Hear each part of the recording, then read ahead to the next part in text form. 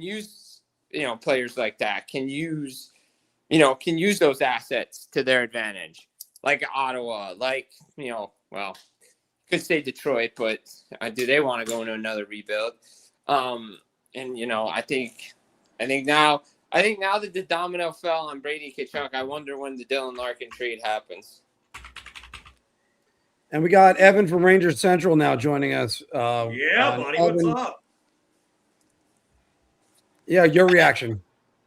I was stunned because I was going to take a nap and I see Bobby McMahon extended. I'm like, okay, whatever. And then I see more tweets from insiders coming, and I'm like, okay, how many times do we have to confirm the McMahon thing? And then I open up the tweet and see it's Brady Tkachuk, and I'm like, holy shit, we're officially entering the super team era, because this is just insane that we have now had, 2 or 3 star players, potentially even more, you could argue now, that have said, I only want to be in Carolina, Vegas, Florida, or Minnesota. Like, those are the only teams that guys want to be in right now. We're officially in the super team era. It's amazing what happens when your goalie's big contract is up, the way you could, flex your cap a little bit. But all I can say is... Wait. Which of the... Wow. You know what? Fucking, I'm not even going to take my victory lap on this. The 3 of you could join me on that. I know you guys have been with me on that since day one. But go on. Sorry. All I could say, just from the trade standpoint, because I'll get into my Rangers thoughts connected to this because I have to. But for just the standpoint of both teams, I think Florida, you got to take a swing. Your window's open right now. And why not go for one of these superstars? Whether you go for a guy like Brady Tkachuk, whether you go for Dylan Larkin, Jason Robertson, hold on.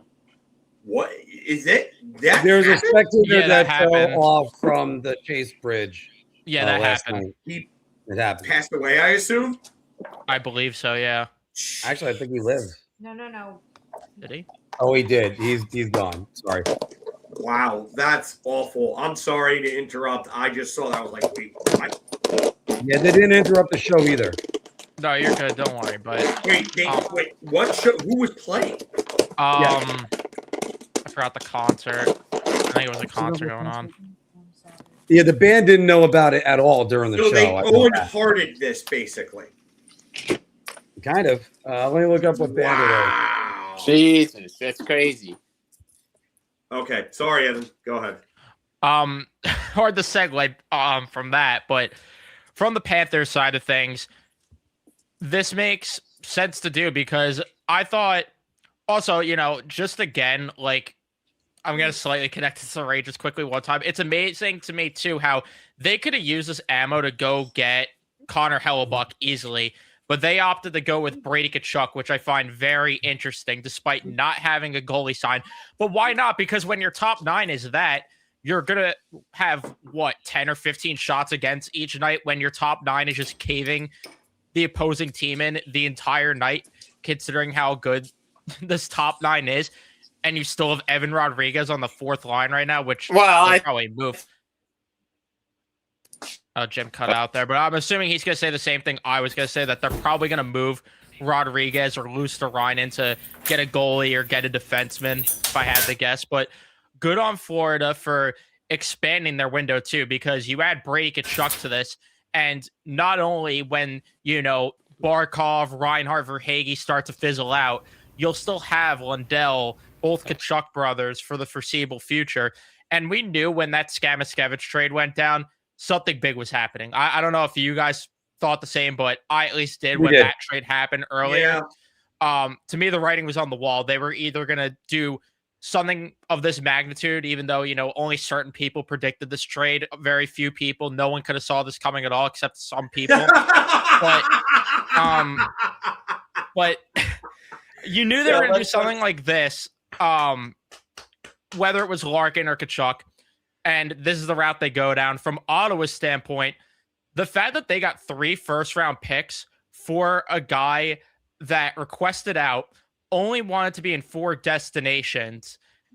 That's impressive work, because if they're trying to contend still, now you could flip those draft picks, which we're already seeing rumors. Maybe they'll flip those draft picks to get Jason Robertson. Maybe they'll offer sheet Jason Robertson if he's available on July 1st. So both teams, in my opinion, came out really good in this situation. And who would have thought, you could get first round picks when someone requests out of an organization, or, is getting traded with a no trade clause. But nonetheless, I think both teams did great here. Yeah. And by the way, we got a couple more guys joining us right now. We got Matt from Ranger Central and Mr. Statboy Steven, who's coming on. Steven, let's start with you. What's your shock of the day with this, or just are you shocked as well? I think the Bobby McMahon signing was more shocking than the Tkachuk trade, to be honest. True. Because if anyone knew that he was going to go to Florida, right? This was not some secret to anyone. Like, whether it was going to happen this year or next year or maybe at the end of his contract, but sooner or later he was going to end up on the Florida Panthers. I think Florida just wants to get as much out of their current core, and they don't want to wait. So giving up 3 first-round picks seems excessive, but they are the 9th overall pick is a decent pick they get, but the other 2 are going to be late picks. It's the 25th overall pick, I think, this year, and then their first round pick in 2029, and it's top 10 protected.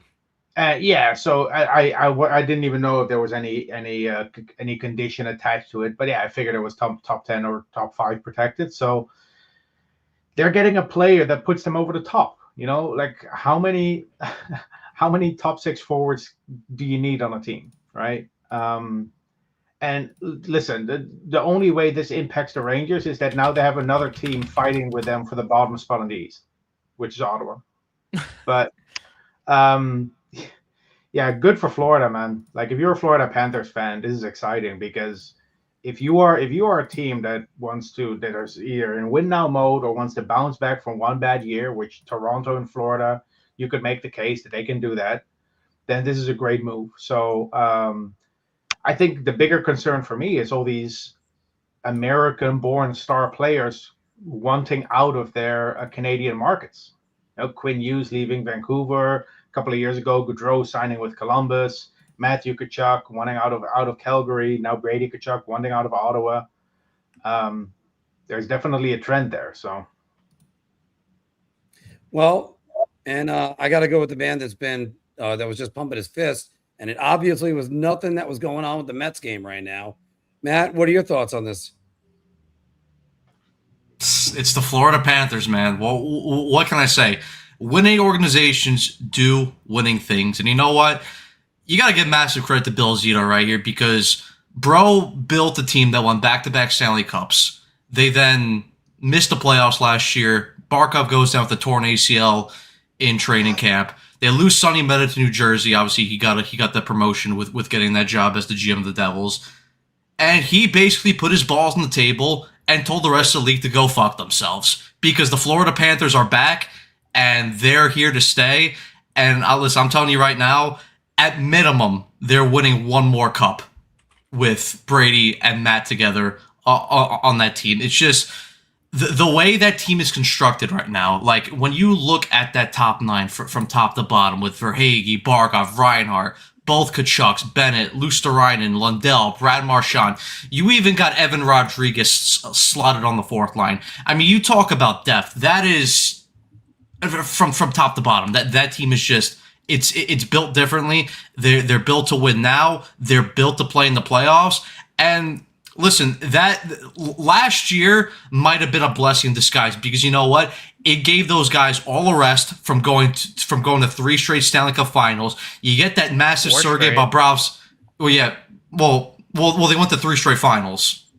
Oh, and then they got the year off from going to a 4th straight. My bad. I thought that's no. Yeah. They coming off of 3 straight Finals. You get the rest. Obviously, missed the playoffs last year.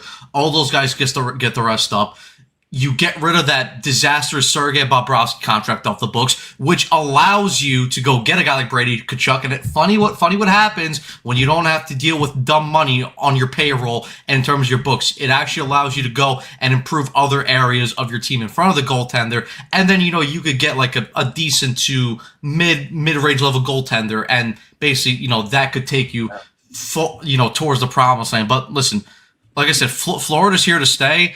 And anyone thought that that last year was going to be a or that basically last year was not a fluke or something, you're heavily mistaken, because Florida's back and they're here to compete for the foreseeable future. Yeah, and Matt, like, the Rangers were without Igor and Fox for 6 weeks, and look at where they ended up, right? The Florida Panthers were without Barkov for a whole season and Tkachuk for like 90% of the season, right? Those are two of their best players too. So the difference is that the Florida Panthers are a contender with those two, and the Rangers still aren't. But what really stood out to me, because I just looked at Puckpedia, they still have $7 million in cap space. Mm-hmm. Yeah, they still need goalies because Tarasov and Bobrovsky are UFAs, but they have $7 million in cap space. They can still make moves. That's the scary part. They might try to clear up some extra cap space. They could flip Evan Rodriguez. Yeah. But if you have $7 million in cap space, do you still want to flip Evan Rodriguez for cap relief? Well, my thing, I don't think they would want to flip him for cap relief. My guess is that maybe like because I don't know what Detroit's ask would be for like a Sebastian Cossa, but if you could, flip Rodriguez and like a second-round pick or a third-round pick to get Sebastian Cossa, then that could be your goalie next season, or at least solves one hole in your goaltending tandem. And ultimately, my prediction is Bobrovsky's going to run back to them, because there's no way anyone's giving him that 5 or 6 year deal that he's allegedly asking for. No, that'd be insanity, wouldn't it, Phil? I would think, if anything, if he wants to come back, he knows that he's going to have to take a discount, and I don't think the term that he's looking for is what he's going to get. Like, I don't know how you can look at this guy last year, and even the year before, he didn't get Vezina votes the year before, and the year before in the finals, he single-handedly let Edmonton back in that series. Yeah, you could say McDavid went McDavid mode and channeled 93 or 85 or 87 Gretzky and scored 40 points. But the fact of the matter is that Sergei Bobrovsky was abysmal in games 4 through 6, and then finally found his mojo again in game 7. And that was part of why they were able to win. Also, McDavid just not having a good night in game 7. Florida locked him down. But the fact of the matter is that this guy is going to have to take a hometown discount to stay, or they're going to have to go in another direction. What I wonder is, can they somehow move salary and then swing a deal to get Connor Hellebuck? Because if they go and do that, don't even play the damn season. Give them the damn cup. That's it. And Phil, it would perfectly fit in what I said earlier. American stars leaving their Canadian markets. It would just be another one.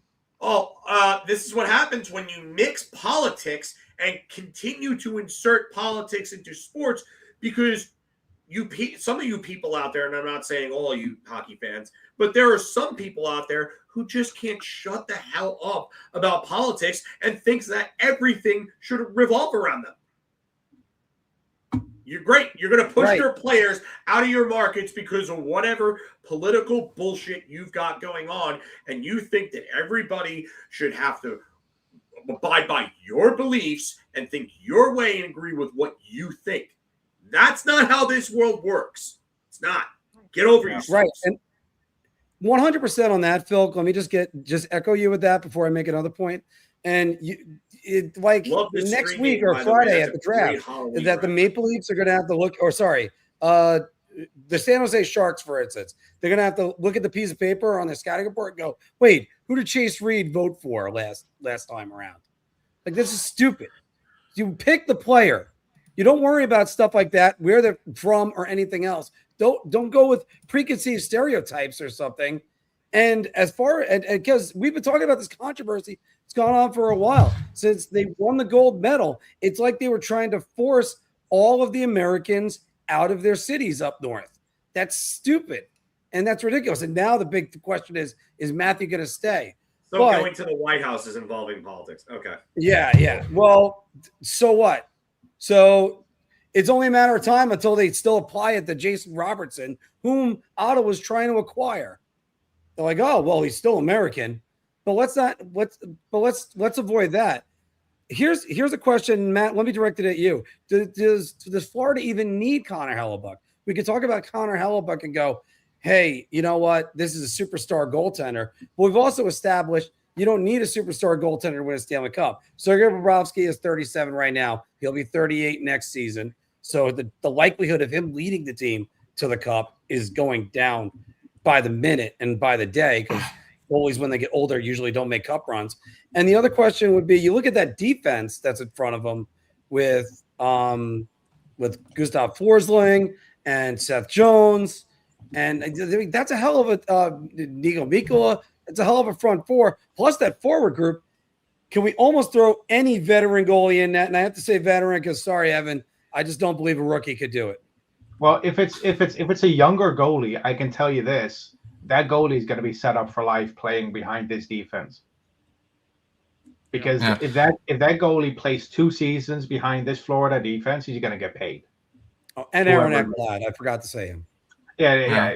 The defense has Forsling, Ekblad, Mikkola, Jones. That's their top 4, and then Kulikov, Belinskins. Doesn't sound too sexy, but those are guys that got it done. They're effective in a third pairing role. That's all that matters. Exactly. They are a third pair, and they play like a third pair. Right now, their depth chart is ridiculous. They have Evan Rodriguez on their 4th line because their 3rd line is Marchand, Lundell, and Luostarinen. And they still have cap space to make moves. If I was Florida, I would target, you know who would actually be a really good fit for them right now, which is kind of funny, Spencer Knight, who they traded to Chicago for Seth Jones. That's kind of the perfect goalie for their situation right now. You know what? I literally just want to put on ironic by Alanis Morissette because it literally is, because they draft Spencer Knight and then a week and change later they sign Sergei Bobrovsky. It's so like time is a flat circle. Yeah, great. It's great. But hey, look, that trade got them Seth Jones, who has revitalized his own career in Florida. So, I think what it comes down to with the Florida Panthers is, and Matt touched on this, winning organizations do things that make them win. And the Florida Panthers under Bill Zito have created an environment where everyone buys in. I think that is the biggest thing in Florida. You need your players to buy in. Nico Mikkola playing on the 2nd pair in Florida, I don't think anyone expected that when he was on the Rangers after the deadline in 2023. I'll stop you there real quick. Nico Mikkola actually looked like one of the best partners Adam Fox had before Vladislav Gavrikov came up. When he stepped into Ryan Lindgren's role, that pair was so much better with him on it than Ryan Lindgren. Yeah. Like if I'm Bill Zito, I don't want to keep Bobrovsky. I would just move on from Bobrovsky and just go with a goalie who's like in his mid-20s. Kosa, they were talking about Kosa before when I stepped away. That's a guy you go after, man. Yeah. And I don't know if he would be available, but like I don't even know if they can trade first round picks in 2034 and 2035. So. If he is available, Jesper Wallstedt would fit that profile too, where you get. He would be an even better fit, but I think that's going to cost more. That is going to cost a lot, but is that where a guy like Rodriguez and a couple of picks comes in? To you not just Rodriguez, but it has to be like a 1st rounder plus. Fair to bring that up, but if I'm looking at what we've been given in terms of the tidbits of information we've been given about some of the talks that have gone down recently. The Robert Thomas deal that was almost consummated between St. Louis and Minnesota. St. Louis turned down Yurov and Wallstedt for Thomas. So if they wanted to deal him for Thomas, I think that tells you a bit about how Minnesota views Wallstead in terms of his value. So. But the thing with Minnesota though is they have Gustafsson signed for $6 million until, let me look this up here, 2031. He would be an excellent fit for Florida. That's a proven starter that you could go after right there. He has a full no move, but hey, that's never a problem with the Florida Panthers to wait. Yeah, I don't think he. All right, you're going to tell me that Philip Gustafsson is going to turn down a deal to Florida when he makes what, $6 million? Yeah, $6.8 million against the cap. He would go from Minnesota, which is a high tax state, to a no tax state in Florida, where he would be playing 41 of his 82 or 42 of his 84 games in Florida, where he's going to save probably about $1 million a year in taxes. Yeah, I think Philip Gustafsson accepts that trade if it's offered. Yeah. So, okay, maybe I was wrong about the Minnesota Wild goalie at first, but they have two starters under contract. So one of them, like, if you really want to go after a guy, like Sebastian Cossa is a good prospect, goalie prospect, but he hasn't really played in the NHL yet. Do you really want to take that risk? I mean, if you're Florida, I would, because at the end of the day, look at the team that you have here. And like I said before, like, I truly think Bobrovsky's going to have to run back to Florida at some point, because no one's giving him that contract. Bobrovsky could also go to Edmonton, so they finally have a goalie. Well, I was going to say, how ironic would it be? Because Matt and I were just talking about this before. If Stuart Skinner ended up in Florida, I think I was going to mention that. How can they? All right. So you would Bill Zito, for all the good that he's done, and this guy seems to push all the right buttons. Why would he have his team play against Skinner twice, beat him, see how bad he is, and then go and acquire him? No, Stuart Skinner does not feel like a Florida Panthers target to me. No, Zito's too smart for that. Exactly, James. He is way too good to do that. You know what I think? I think that Minnesota connection fits in perfectly because one, they have, like you said, two goalies that they could give Florida.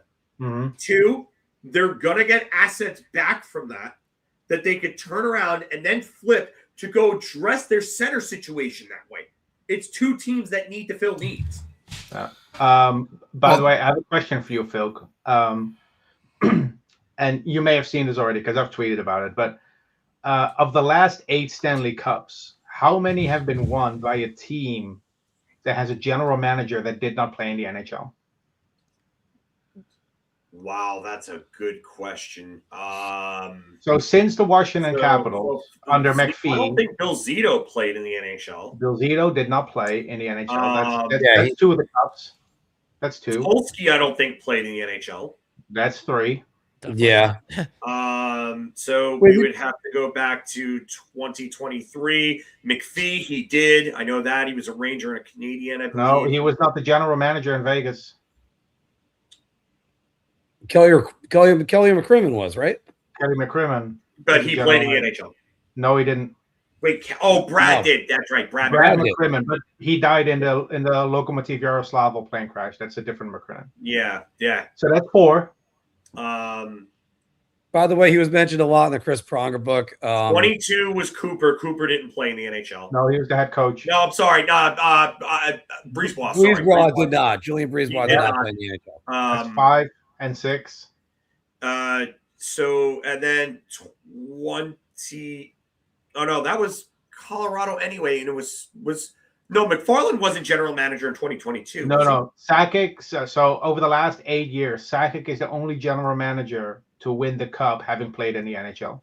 Yeah, I was about to say, because Sakic was still the GM. McFarland, I think, took over, the year after that? He did. So what you're telling me is that the Rangers need to hire Mark Messier now? Oh, great. No, they need to not hire Mark Messier. Stay away. They need to hire Keith Gretzky. No, but it's Derek Armstrong in St. Louis, then Julien Brisebois twice. Then we skipped Sakic because he played in the NHL. Then it was McCrimmon. and then Zito twice, and now Tulsi. So 7 of the last 8 have been won by general managers who never played in the NHL. Yeah, well, I think we lost Matt too. I don't know what happened there. He's also doing that Met stream at the same time. Oh, yeah. So a follow-up question is this an anomaly or is it a trend? Because I did the research. 15 of the 32 general managers currently employed in the NHL never played in the NHL.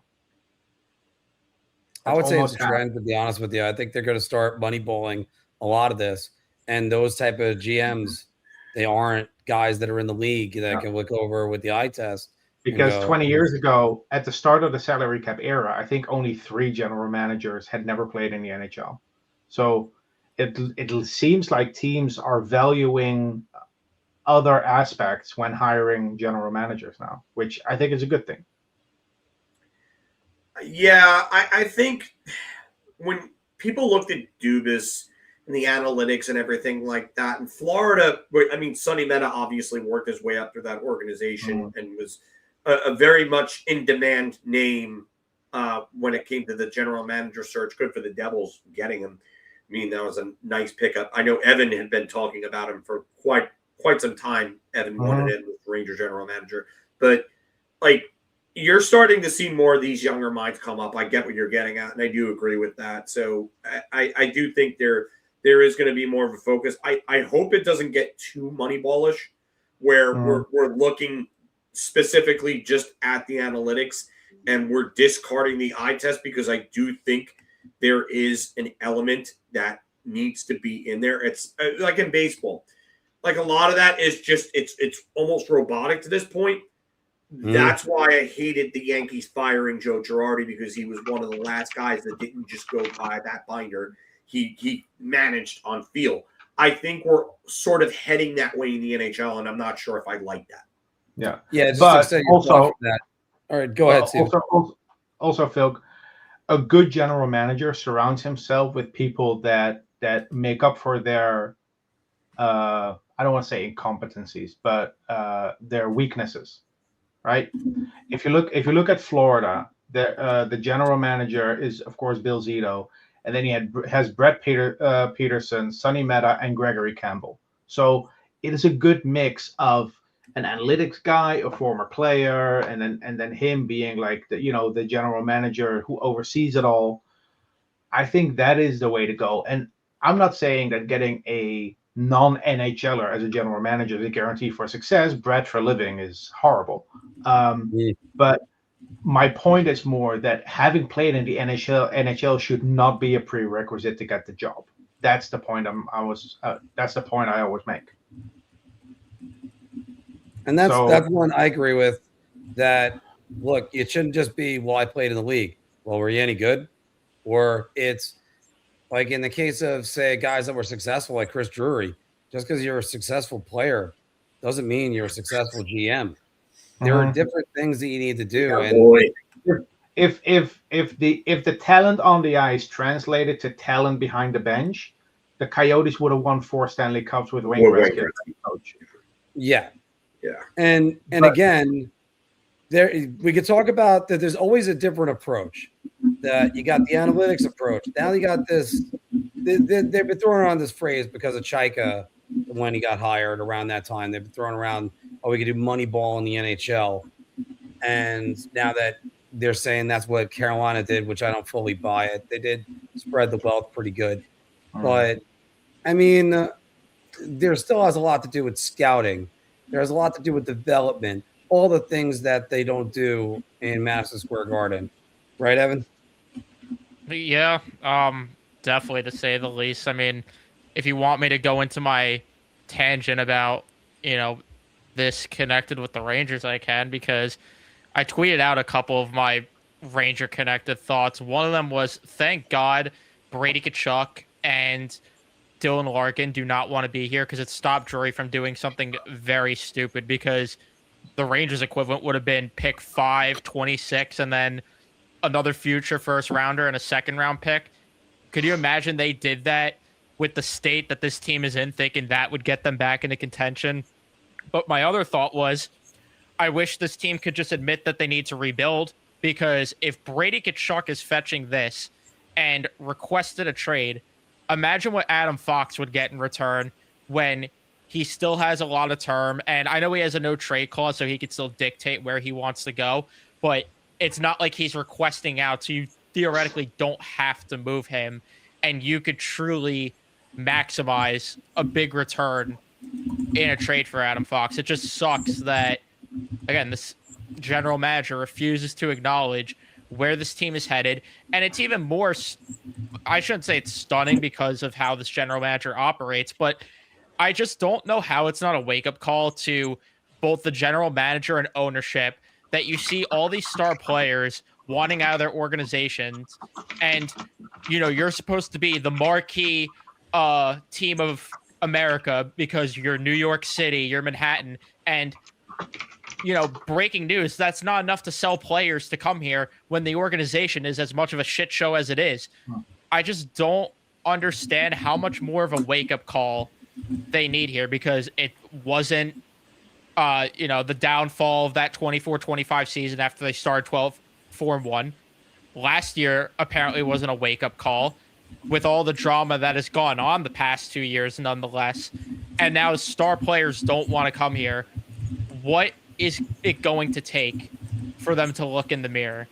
Well, Evan, I think what it will take is a season where they don't have the excuses thrown at them that they can use, right?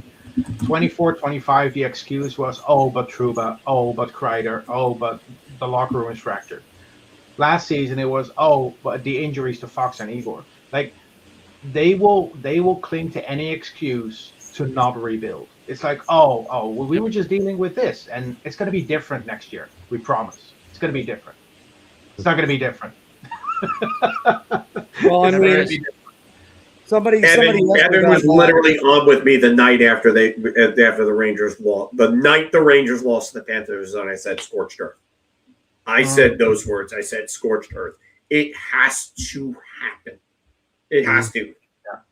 Yeah. Is your plan hoping that Connor McDavid requests out of Edmonton? Is that what we're going to do? And there's no way he's going to want to come here. Like, that's the thing. Evan, that's another good point. And it's a point that I've made on Twitter multiple times. There are Ranger fans who believe that every player wants to come to New York. That no matter who it is, no matter who it is. Gee, I wonder who told you that not everyone wants to play for the Rangers, and who you had to tell that not everybody wants to come here. Not everybody wants. Like, yes, the Rangers are a popular destination for certain players, not for every player. And I'd have to look it up, but from memory, I remember this coming up with Patrick Marleau, Zdeno Chara, Claude Giroux. Now there's Brady Tkachuk, who didn't want to wait for the Rangers, because clearly the Rangers weren't one of the 4 teams. Dylan Larkin didn't want to waive to come to the Rangers. Look, I'm not saying that nobody wants to come to the Rangers, but there's a big difference between that and saying that, oh, the Rangers are the number one destination. It's just not the case, especially now. And there's no way you're going to sell Connor McDavid on this, who just took a discount to stay in Edmonton, and they make the playoffs every year. How are you convincing him to come to this shit show? Go ahead, Mark. Yeah. This is where I'm going to get to, and this is something fans are going to have to realize, that this team isn't even the number one trade destination for New York teams right now. They're number 3. Everybody's going to want to play with Matthew Schaefer. Holy cow, Buffalo is good. They're number 2, arguably number 1. If you want to expand the tri-state area. I mean, yeah, they don't want to go to the Devils, but keep in mind that could change all next year. Oh, I actually want to touch on Gavrikov, if you don't mind. I see the question. Yeah, that's why I brought that up. You probably have the same thoughts I do. Okay. I saw the rumor that Gavrikov might go back to the LA Kings. Here's my observation. How bad does it have to be that a player that you signed 12 months ago wants to go back to the team he refused to sign an extension with? Thank you. And I said this to go along with that point. it's even like it's unheard of that you sign a player to a discount of a deal because everyone said it at the time. Gavrikov took a discount to come here, and then not even 12 months later, he wants to go back to the organization that he didn't sign an extension with. Yeah. Is there like I can't think of wanna off the go top play of my this head now? this happening. Well, again, the Rangers and Pizza Boy need to part ways. And you need to find somebody that's going to run this organization well. First off, like I'm not saying you need to be loyal. Like we're talking about Florida and Vegas. There are guys that have been traded away by these organizations. They still don't talk any garbage about them. But yet the Rangers, Jacob Trouba couldn't say enough when he's going out the door. Granted, that's Jacob Trouba. He's a bitter ex-girlfriend. I don't even care about what he has to say. That guy's one of the biggest ass clowns I've ever come across. Okay. What he says has no bearing on this organization being in the shit show state that it is in because he was a big part of the problem. Well, you could always be a guy who was brought up through this organization, had his growing pains, had his big moments, scores in the last Stanley Cup final game that this team played in 2015. Go on, 2014. I'm sorry. They should have made it in 2015. That's a different story. Anyway, have the big moments, be the third highest goal scorer of all time, get traded away because he was getting long in the tooth. But when he comes back to have his reunion, they cut to commercial rather than show his reunion. This is this organization. It's inept from top to bottom. And for all the people that want to say, well, the Knicks got a lot of guys from Villanova. Yeah, we know. Their jury's trying to get everybody that's ever said the word Boston. So here's the problem with making that comparison. The problem with making that comparison is that all those guys checked their egos at the door and wanted to win. They brought in Karl-Anthony Towns after dealing one of those pieces away in Dante DiVincenzo. And what did Karl-Anthony Towns do? He checked his damn ego at the door and did everything that he had to do in order to win. The problem here is that the leadership was a joke, and the guy that was supposed to be having everybody do that was a big little piss baby bitch. He was a baby back bitch who couldn't shut his damn mouth and now fucking talks about this organization the way a bitter ex-girlfriend won't shut up about the dude that cheated on her, but she says she's over it. That's what this is. Yeah. But Phil, all this drama over the last 24 months also adds to the reasons why players don't want to come here. Well, yes, it's not just that, but it's a rebuilding team. Even if this drama was there and the whole Trouba thing, and even if Trouba was right about everything, this team was a winning team, and they were getting to the Final Four like every year, and they had great talent. Players are still going to want to come here. That's just the way it is. Yeah. Right now, they're the third most, I guarantee, out of all the trade requests, they're third in the New York teams. Yeah. And possibly fourth if you include New Jersey. That's where they are right now. They don't have a good culture. And meanwhile, we're seeing them connected to names like Matthew Nyes. Like, come on. Like, these are like, and Matthew Nyes is a nice player, but what are we doing here that this is what it is? And I said it even about Nyes. Like, it's nothing against him as a player. It's really the idea where how much redundancy are they planning to have in this lineup going forward? Because you bring in Nyes, you have Will Cooley, who in my opinion is a Matthew Nyes light. Liam Greentree as a prospect is kind of that same kind of player. Are you just going to have a lineup full of the same players? Don't forget Malcolm Spence. Spence is like that? The New York power forward. Evan, you were kind of describing the forward core the Seattle Kraken have had for like 5 years. Yes. Yeah. Except Seattle has even less of an identity than the Rangers do somehow. I don't understand it, but that they do. Yeah. Look, Steven, you made that comment that you always made that comment about the Minnesota Wild being the side salad of the NHL. I think the Seattle Kraken have taken over. Who knows what's going on there? Like it's fucking far away. It's like look, the Seahawks won the Super Bowl. I'm thrilled, but like Seattle is so far away that unless something major happens, unless the Seattle Kraken make it to the Western Conference Final, no one's going to even notice them. And Yeah. it really is a shame because it's a really good organization. Their arena is fantastic. You know, they have open practices for their fans at their facility, right? I know Ranger fans listening to this are like, is that allowed? Yes. Yeah. 31 teams do this. 31 teams allow fans at their practice facility. 31 teams.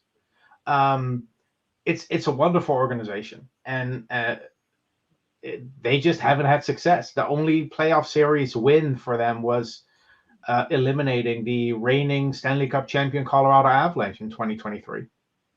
That's it.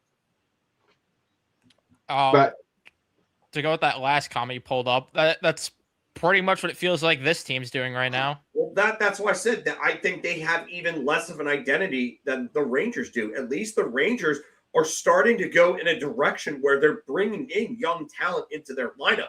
Your Gabe Perreault, your Will Cooley's. Maybe Liam Greentree plays either sometime this year or the next. I don't know what they're doing with Brett Berard. It's stupid, but. And yeah. I can't back the whole, just to get to the initial point, like I can't back this whole Matthew Knies thing, considering the return that he's potentially going for.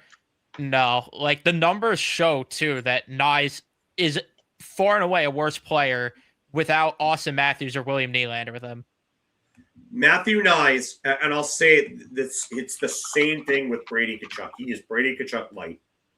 He is a player you bring in as a number 3 or 4 option. Brady Tkachuk could be a 2 or a 3. Knies is a 3 or 4 on a real cup threat of a team. Yeah, 100%. You don't bring him in to help rebuild your offense. You bring him in as one of the final piece type players to help put you over the top. I'm sorry, but that's just how it is. 100%. That's why if Montreal made the move like they were going to potentially at the deadline, that makes sense. 100%. 100% agree. John, forget John Radigan's comment if you want to pull it up. Forget about speaking on camera. He doesn't even go in the same room as the media. All of his meetings are through Zoom. Evan, it's even worse than that. He has private Zoom calls with the beat writers that they're not allowed to record. Yeah. That's not transparency, and that's and that's the problem. I just think, I'm not going to beat the dead horse thing with Drury because I think everybody knows my thoughts about this guy. But everybody should know Evan's thought about it. Evan has broadcasted so much Drury hate over the last few years, but this is why fresh perspective is needed. And honestly, I wish they could go and get someone like Rich Peverley right now. This would be the perfect time to do it, but Dolan has doubled down. And the fact that I guess because he was Sather and Gorton's chosen golden boy, it's given him a longer leash than he's needed. The thing that's also bizarre to me is, why is it the team was in a way better state, or you could argue at least the team was in a better state when they decided to send out the letter the first time to rebuild than it is right now. And you were able to get Dolan the cosign to a rebuild then versus now. I guess because the last one failed when they didn't even do it right, because that wasn't even a rebuild at all. But now Dolan, I guess, thinks that because that rebuild didn't work, it's not going to work again. But that's the only argument I could have to play devil's advocate with myself there. We need to come up with some kind of hashtag to get Drury Drury away from this Rangers team, decolonize MSG or something. We need to come up with something. Fire Drury. It's easy enough. Or just fire Drury. But the problem, it's not even that Drury is a bad guy. He's just not qualified for the job. I'm sorry. And everyone always points to the good trades he made, and the one caveat I always hear is like, oh, if you ignore the first 3 months of his tenure, yeah, okay. If you ignore every bad decision I made in life, I'd be a millionaire. Why would we ignore the first 3 months of his tenure? That's even if we ignored it, it's still also one of the moves in the first 3 months of his tenure is still affecting this draft for the Rangers. I was going to say 5 years later. 5 years later, because one of the second rounders they had to give up to get rid of Nemeth was a 2026 second rounder. I was going to say that, and it also, one of the moves he made in the first 3 months of his tenure affected their entire contention window because they spent the entire time searching for his replacement, and they couldn't do it successfully. And that's Savage, we don't have a second rounder next year either. Anyone know where that went? Andrew Coptree? Patrick Kane? No. Oh, was that Tarasenko? Or is that Nemeth also? No. The 2027 second round pick we gave up for Riley Smith. Oh, lovely. Okay. Oh, jeez. I forgot about that bullshit. Holy crap. Oh. But Evan, also, I'm going to bring right back to the point you made a while ago, and I didn't go with you on this, and that's you're going to remember Drury for the trade he didn't make, and that was he could have gotten Jake Gensel, but he didn't. Yeah. Would have put the Rangers over the top. They would have probably mowed right through the East. Instead. That was my other Rangers thought with this trade. Sorry to cut you off, but it's like my thought was you have the Florida Panthers who just missed the playoffs after going to 3 straight finals, giving up 3 first-round picks to get Brady Tkachuk, but the Rangers didn't want, in a President's Trophy year, to give up assets to go get Jake Gensel. That's the difference. I knew you were going there. Oh, I knew that was coming. I mean, and you have every right to be all over that. You have every right to be all over it. Hey guys, I'm gonna cut out right now. You guys can finish this up on without me. Yeah, well, we could go for a little bit longer, I think. Yeah. All right. Well, I'll hang out. Thank you guys very much, and I'll see you guys later. I'll see you Tuesday for the draft for the mock draft coverage. Yep. See you, Mark. So yeah, well, like Mark said, we're going to be doing draft coverage Tuesday afternoon. We will do a mock draft. Evan, you're in on that. I think Matt said he was in on that too.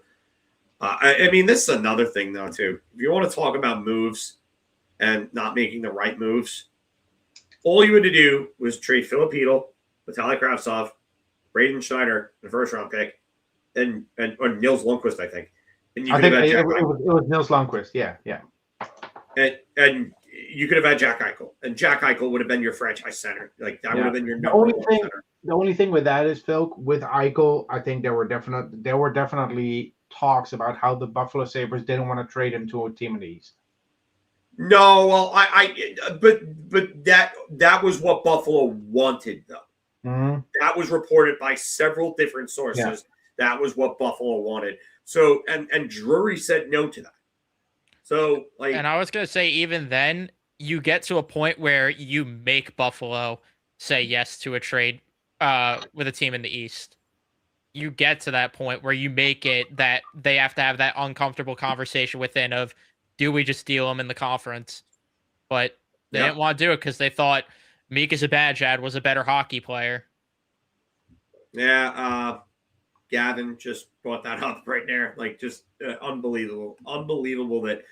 And listen, Zibanejad had a fine season this year. Like, I gotta tip my hat to him for, having a nice bounce back year and trying to be a mentor for guys like Burrow and Lafreniere. Was one of the more fun lines I think I've watched in recent years. But, like, in what world all right, hold on. Let me rephrase this.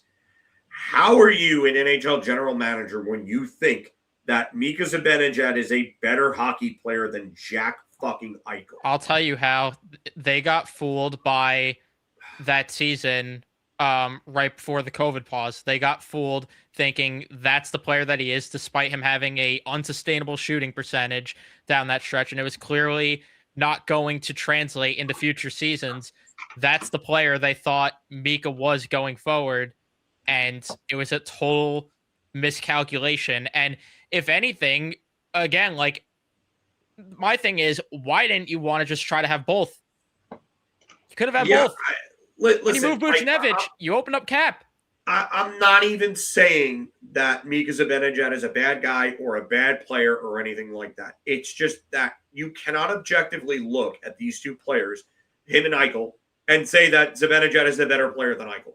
Eichel already had an 80-point season where he was on pace for 90-plus points at that time.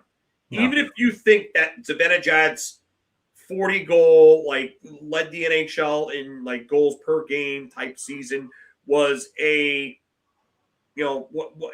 was sustainable even to a point. Jack Eichel had already proven to you that in Buffalo, he was the man. He was the man. He was doing things in Buffalo, and that Buffalo team was bad before Tage Thompson even came out of nowhere. So you got to remember, that's a star-level player with the pedigree. He would have went number one in just about any other draft other than the one that he was in because Connor McDavid was one. He would have been number one. Any other draft, yeah. Any other draft. Does anyone remember the shooting percentage of Zibanejad that season where he scored 41 goals? Wasn't it? I know it was over 20%. It was, I want to say 23, 24%. I think it was under 20. Zibanejad's shooting percentage that year, I believe it was 18 something percent. It was 19.7. Down the stretch, the last month or so, it was 26%. It was ridiculous. But that 5-goal game really boosted that up. Yeah, but 19.7%, right? The highest shooting percentage Alex Ovechkin has had in a single season. The best goal scorer in NHL history is 18.6. Well, there you go. What, Ovechkin's highest? Ovechkin's highest single season shooting percentage is 18.6, and he's considered that was last year. Not this past season. It was 24-25. Yeah, when he broke the record. Yeah. And his highest before that was 15.4, I believe, in 2014 or 2015. 2019-20, the same season as Zibanejad, actually. Was the 15.4? 15.4, yeah. Yeah, I'm sorry. All right, I had the years confused then. I knew it was 15.4 because I looked it up because a lot of people were having the same argument about Kreider. Oh, well, Kreider had a 52-goal season. That it was just such a net front presence that's sustainable. No, Kreider was shooting at over 20% that year. Also, now that you touch on Kreider, it is an embarrassment that we got nothing of value in return for Chris Kreider. No, because that's another mistake from Drury, and all of us said it after that Florida series. They should have moved Kreider there. Because here's the thing: great general managers move players at the right time. I rather move a player a year too soon than a year too late. Yep. Bill Zito in 2022 made the decision to move on from a 115-point player in Jonathan Huberdeau. And everybody looked at him like he had 6 heads. Not only that, got to remember, wasn't just Huberdeau. He said Mackenzie Weegar, yeah. To get Matthew Tkachuk, and everybody was like, huh? You did this to get Matthew Tkachuk? Yeah. And what happens? Matthew Tkachuk proves that his 100-point season in Calgary wasn't a fluke, changes the entire culture in Florida. Everybody buys into what Paul Maurice is selling, and they go on a run of runs. Oh, Paul Maurice, the retread of retreads. When people talk about retread coaches, Paul Maurice was considered a retread. You are considered a failure until you win a cup. That's Paul Maurice has been coaching for over 30 years in the NHL. Mm-hmm. Yeah. If he's not a retread, who the hell is? Exactly. Alex Ovechkin was called a loser for over a decade because he didn't win a cup, and then he won one. By the way, the only year they made it past the second round in the Ovechkin era. That was not 09. The year they won the cup was the only year. The year they won the cup was the only year they made it past the second round. Because they ran into Pittsburgh, I think, 2 years in a row before that and got knocked out by them. Oh, they ran into Pittsburgh and into the Rangers for so many years. Yeah, the Rangers in 2015, the Rangers in 2013, the Rangers in 2012. Yeah. And then I think it was Boston in 2011.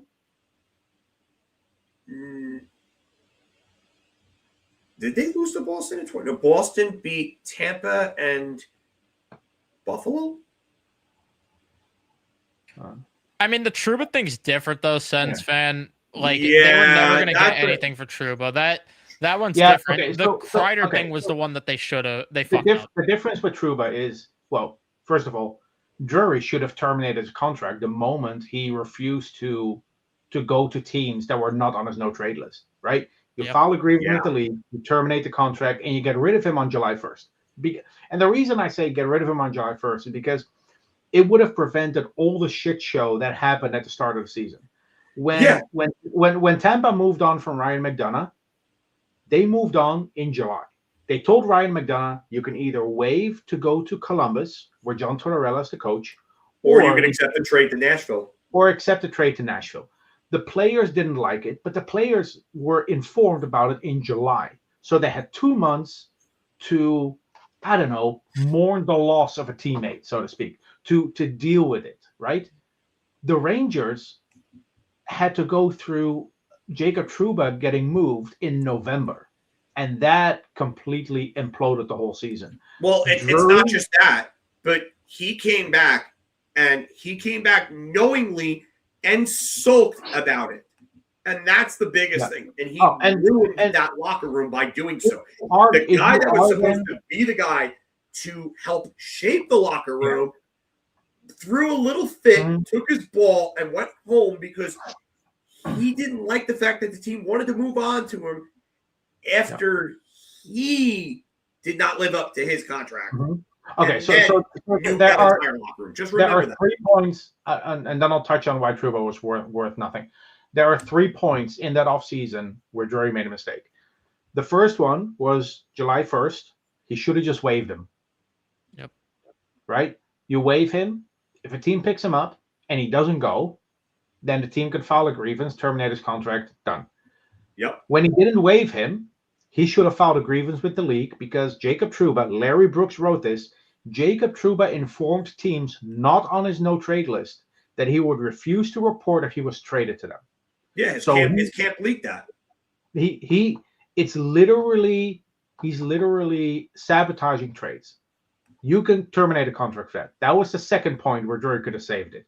And the third point, if you're really going to insist on keeping Jacob Trouba on the team to start the season, you cannot have him be the captain after what happened. After what happened that summer, he cannot be the captain on opening night in 2024. Nope. And I'm pretty sure we all said it at the time too. I know at least I did, that I was like, everyone's undervaluing how much this is going to affect the start of the season. And Drury just let this thing torpedo for no reason, getting pushed around by this guy. And it's just absolutely ridiculous. All he had to do was, like you said, file for grievance. But was it worth torpedoing that entire season, that entire locker room, just to get Urho Vakanainen and a 4th-round pick? I hope that was worth it. Well, it's not. No, but it's not about getting Urho Vakanainen and a 4th-round pick. It was about getting rid of an albatross contract to a player. Well, that's my point. Unhappy and wanted out. But my thing is, my thing is, why not file for grievance then if you thought that you could get, if you didn't think you get some sort of return? Listen, I agree with you there. He should have, you and Steven, he should have filed a grievance, and that should have been it. Like that, and when he did that, what he did was beyond illegal. Yeah. Beyond illegal. He absolutely nuked an entire offseason and a locker room in one fell swoop. Like the fact that people still defend this guy. Yeah. Because the other thing is, Phil, if they move on from Trouba on July 1st, what moves can they make in free agency with the cap space? Who banned that dude? I did. Oh, okay. All right. He was like putting fake rumors in the chat. So I think he was just making predictions. And the reason why the Trouba situation is different from the Kreider situation is Kreider came off multiple 30-goal seasons, right? He had a 52-goal season, and then he had, I think, a 39 and 33-goal season. Kreider, when they moved on from him, had value. That's why I'm upset that they didn't get anything of value for Chris Kreider. That, and my other thing is, like, again, this goes back to the Getzel thing, where it's like, You could have got Jake Gensel, extended him, and then moved Kreider, and you have your Kreider replacement right there with Gensel, who's better, and you're going to get more years out of him while selling Kreider at arguably his highest value. I mean, I would argue the 50 goal seasons when it was higher, but like at his second highest value, which was still a very good return that you could have got there. The 23-24 season, he had 39 goals, 36 assists for 75 points. I just don't think they would have moved on from Kreider while trying to contend, especially if he's one of your better playoff scorers. So I understand where you're coming from. But this is the point we're trying to make, Phil. A good general manager moves on from Kreider in 2024. All right. I agree with you. I agree with the general point, but I don't think that's the player you should be applying that to, especially when he's the best playoff scorer the team has, sadly. Yes, but you have to remember the context at the time that Mika Zibanejad was never going anywhere because of his no-move clause. I understand. Trouba was obviously not going anywhere. You weren't moving that contract. Well, no, you weren't going to move. Had he not subterfuged it. That's where I will absolutely agree with you. They should have cracked down on him and threw the fucking book at him. Well, I mean, you could have argued that they should have done both to retool there. But again, Kreider should have got moved. I wanted while his value is high. The only other player you could have argued that they could have moved or tried at the time was Panarin, but he still had a full no trade at the time. Again, they weren't going to, and yeah, one, no trade, and two, if the idea is to keep these guys, and again, I'm operating under the pretense that we're trying to compete and we're not like going scorched earth like I wanted to do right after that loss, but we're going and trying to compete. I don't think you're going to get rid of those guys when you're trying to compete unless you can replace them with guys that are as good or better.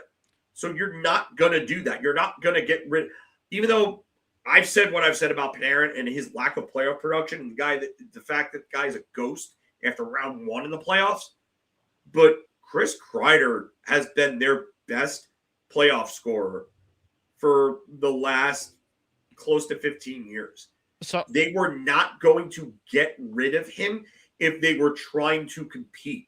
So getting rid of Trouba and not having him screw up that entire offseason in the locker room and doing what they would have done, like that would have helped everything. Like the whole Goodrow thing, the fact that locker room went into a tailspin over what happened with Barclay friggin' Goodrow just goes to show you the lack of character that is in that, or that was in that locker room. Well, and that's why everything that happened needed to happen. I hate the fact that this team sucks right now and that we have to go through this, and that he brought in JT Miller to try to, I was wrong about JT Miller. I'll eat my crow there.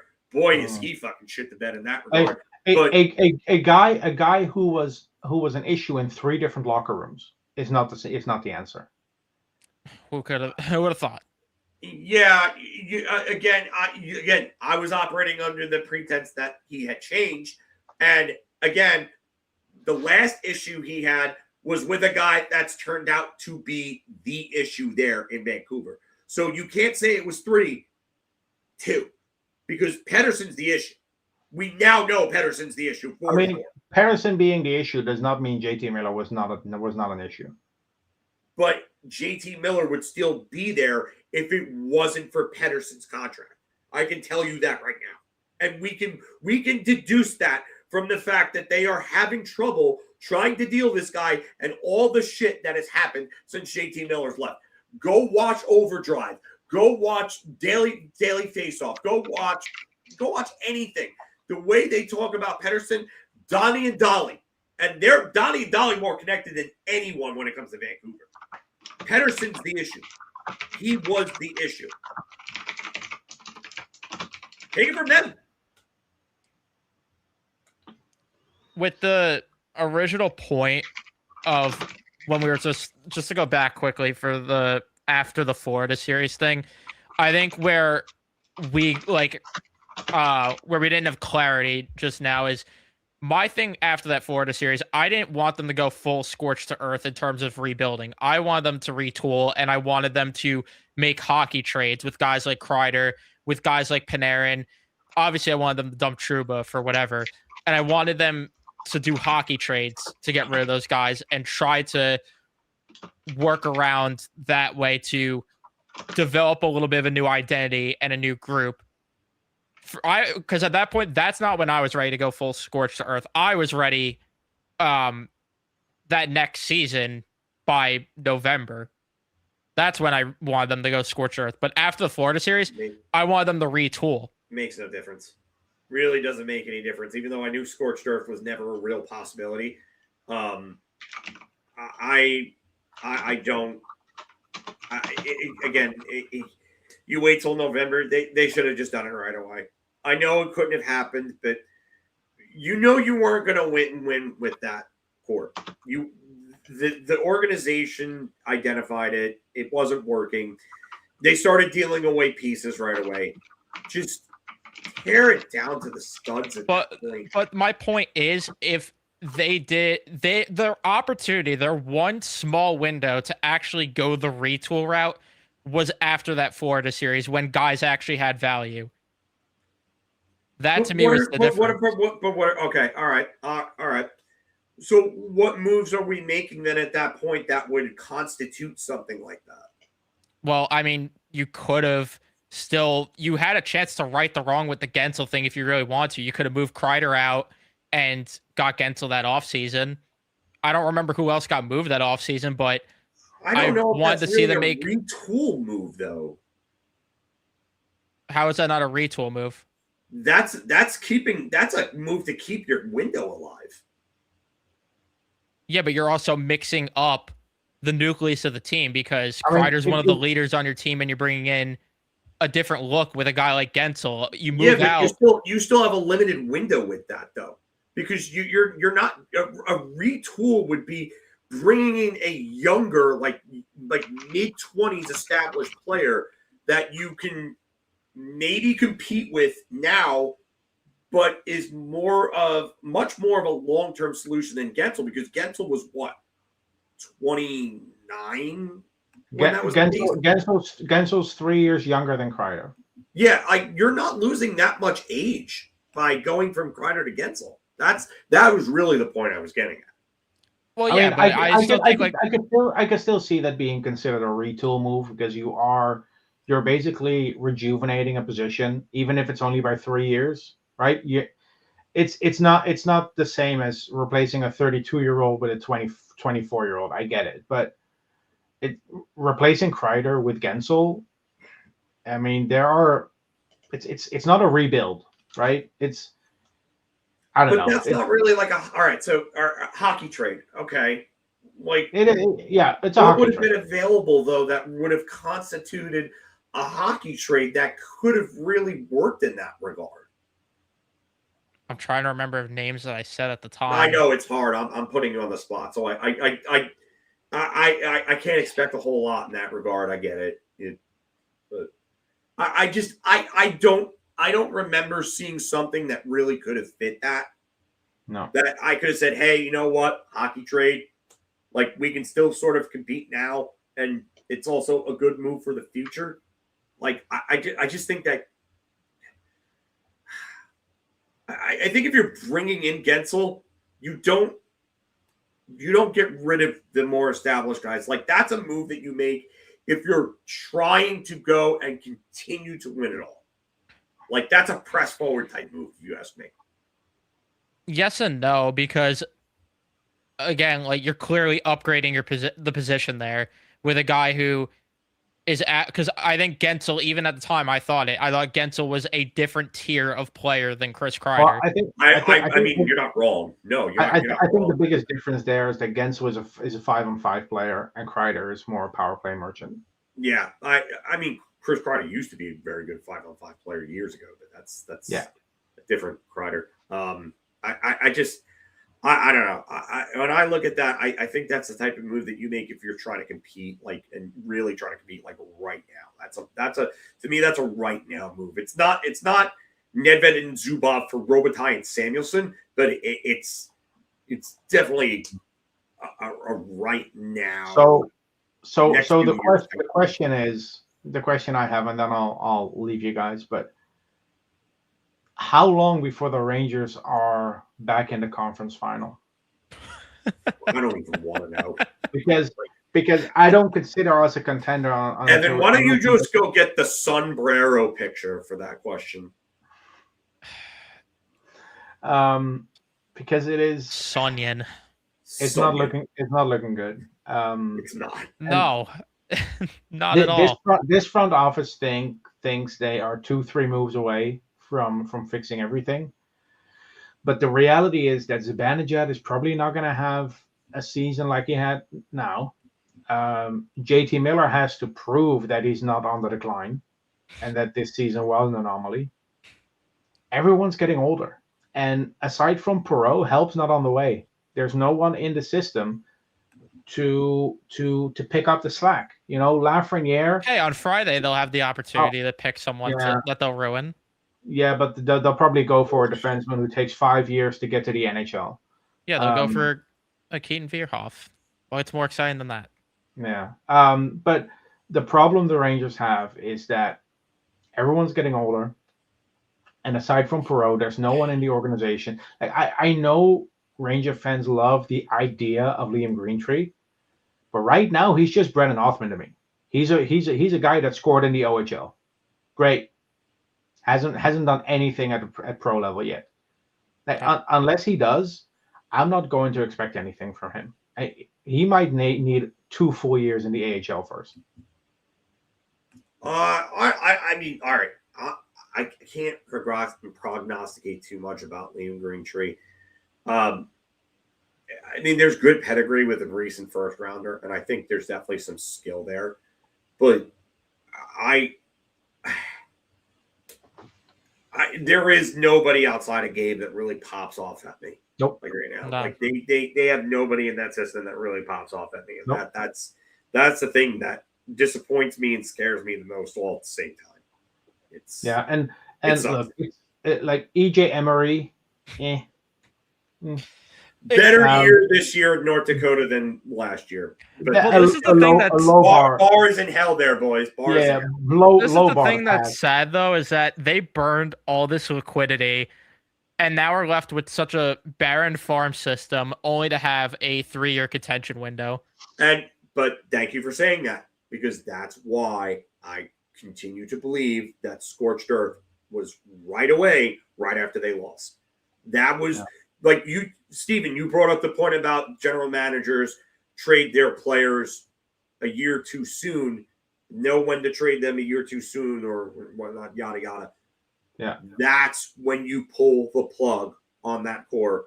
And he tried to, but I mean, Mark was right. He would go to order a pizza and come back with sushi. Yeah. Like I saw someone make the case that they should have retooled in 2022 after the Cinderella run that ended against Tampa, and then gone full on, like just give the keys to Lafreniere, Kakko, and Hedl. I think that's a bit much. Well, but after 2024, there was no reason not to retool. No reason anymore. Yeah, No reason. I mean, you got the most out of that group of players. They missed their opportunity with. Sorry, Evan. And can we stop with the no move clauses when we sign players, please? That'd be lovely. Can we? I wish they would ban those. You know what? The NHL has a limit to the number of retention spots you can have. There should be a limit of 3 for no move clauses. Oh, absolutely. That's what I was going to say. I agree there. Because it's ridiculous that 4th-line players are getting these. If you trade for a guy who's not trading Zeev William, they just got him for Quinn Hughes. Do you know how bad of a look that would be if they traded Zeev William away for a 5th overall pick after dealing Quinn Hughes to get him? It would be a disaster for Vancouver. Yeah, no, it would be terrible. What was I saying? You were talking about the no move clause. Yeah, yeah. The three spots. If a player gets traded to a team, it shouldn't count towards the limit of 3, but you should not be allowed to hand out more than 3 no move clauses. I agree with that. I've seen that idea floated, but my biggest problem with it is that it allows players to basically go pull the Wade Redden and fuck off to a team, basically, and just not show up and care. Okay. What has Trevor Zegras done? You're trying to use this as some sort of flex. What has Trevor Zegras done? Please. Gonna say shit like that, at least have something like worthwhile to come back with. The thing I was gonna say before, though, with the Lafreniere thing, that's what they should have done when they moved Buchnevich, and that's what I thought they were gonna do. After they didn't get Eichel and after they moved Buchnevich, I was like, okay, Lafreniere and Kakko, you give them the keys to the top 6 spot. Nah, Barclay Goodrow, Dryden Hunt. Oh, Ryan Reeves, Sammy Blake, Johnny Brodzinski. I'm pretty sure we had that list. It's like 30-something different wingers. Since Zuccarello was traded away, you know what? I'm going to look it up. I had this list. Hold on. I'm going to look this up. I have it saved somewhere, too. The Kreider and Zibanejad one, right? Yeah, the players that have played with Kreider, Zibanejad. See if I can find it here. Hold on. I know I have the list somewhere if you can't find it. It was a long list. I do remember that. It was like 25 players. I think Brendan Lemieux was on that list too. I have the list in front of me if you can't find it. You have it? Please share. Yeah. All right. Pavel Buchnevich, Vitaly Kravtsov, Ryan Strome, Colin Blackwell, Kevin Rooney, Jesper Foss, Dryden Hunt, Ryan Reeves, Sammy Blais, Frank Vetrano, Andrew Kopp, Tyler Mott, Patrick Kane, Barclay Goodrow, Vlad Tarasenko, Jimmy Vesey, Blake Wheeler, Phil Peedle, Kakko, Lafreniere, Brodzinski, Nemesnikov, Othman, Panarin, Gauthier, Wenberg, Rosovic, Smith, and Will Cooley. That's a ridiculous list. Yeah, but don't judge Chris Drury for his first 3 months. Don't do that. Don't do that at all. Because it's not like one of those moves affected that entire list from existing. Yeah. Man, you mentioned Julien Gauthier there. Holy shit. We've been through we've been through quite the spell there. Did you mention Roslovic and Wenberg? Yes, I did. You did, right? Yeah. Riley Smith, Brett Berard. Riley Smith I mentioned. Yeah. You said Berard? Berard.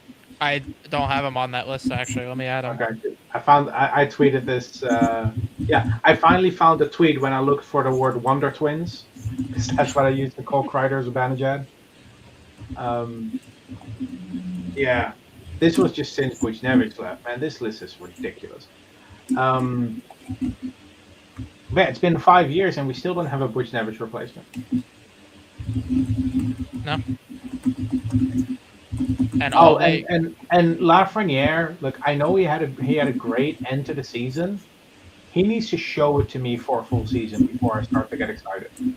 Yeah, that's how I feel, and I legit did not care because of the fact too that down the stretch his shooting percentage was higher as well. Like I don't care until, like you said, show up for a full season, cool. Then I could get on board, but we've done this every year where he'll have a hot stretch and it's like, oh, this is it.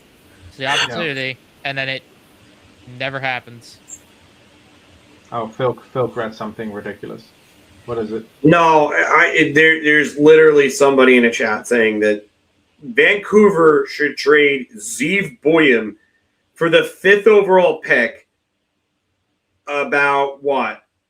Less than 6 months after they just traded Quinn Hughes, is probably the best player in their franchise's history, for Zeev Boyum. Why wants to trade a car for a mystery box? I'm sorry, but this is absurd. I'm absolutely absurd. And then brings up Trevor Zegras as if you're trying to clown on me with Trevor Zegras. What does that have to do with anything? Phil, they have their mystery box already with the 3rd overall pick. Why would they? Exactly. Why they can just go get whichever of Reed, Malhotra, or Stenberg, whoever the hell they want, add them to that, and then just go forward with their scorched earth rebuild. Why would they? Also, and look, I don't know if this guy is from New York, but I've noticed a lot of Ranger fans being enamored with Trevor Zegras solely because he's from New York. And Phil, you remember this guy. I remember maybe they want Stenberg or Malhotra. They don't. Maybe they don't want a second freaking Zeev Buium. And if they wanted a second Zeev Buium, why would they go and trade Zeev Buium away to get that? So you're literally moving backwards when you have a 20-year-old that looks like he's the part. Yeah. So you trade Zeev Buium. Thank you, SenFan90. Thank you, somebody who understands it. Yeah. So you trade Zeev Buium for a pick that you then use to draft someone you hope is as good as Zeev Buium. Thank you, Steven. Thank you. That's the only reason people are understanding it. I know that I can be absolutely batshit crazy at times with certain things, but I'm glad to know I'm not crazy here. I really am. Zegras did not take Philadelphia to playoffs. Please stop. Like, stop with the revisionist history, dude. Like, I'm going to ban you if you're going to say shit like that. Phil, the Rangers should trade Gabe Perreault for a 13th overall pick so they can try and draft a guy who might be as good as Gabe Perreault. Yeah. Legit, the only reason Vancouver would even entertain moving Buium them to the playoffs, dude. Please shut up. The only reason they would move Buium is if they were really that disappointed with what they saw in the small sample size with him, which I highly doubt that. The only reason they move Zeev Buium is if Zeev Buium. What was the difference? Porter Martone, guy. Porter Martone came up and literally dragged them into the playoffs when the Islanders decided to fuck their way out of the playoffs. I was going to say a shit division also kind of helped them. Pittsburgh made the playoffs with that team. Mm-hmm. Please. Stop. Anyway, what I was saying, the only way Vancouver moves on from Zeev Buium is if he refuses to sign an extension with them. Or that, yeah. And that's when the Islanders shit the bed, dude. Yeah, you're done here. I'm done entertaining this shit. Evan, ban that guy. Please ban that guy, whoever that is. Like, just dumb. Like, you're gonna be dumb. Okay, you're gone. When I will entertain this for 5 seconds.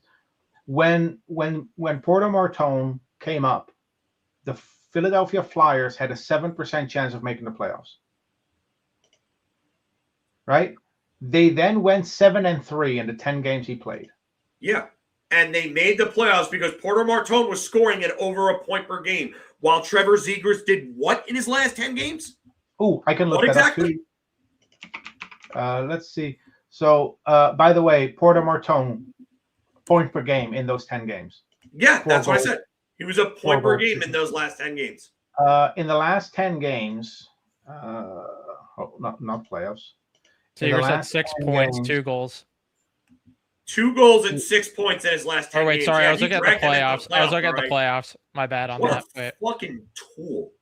I you know what? I don't mean that. I don't like talking bad about the viewers, stuff like that. Like, you come in the chat, we're thankful for that. But if you're going to play revisionist history and then try to clown on me and bring up Trevor Zegras as your talking point, you're a fucking idiot. I'm sorry. You're a fucking idiot.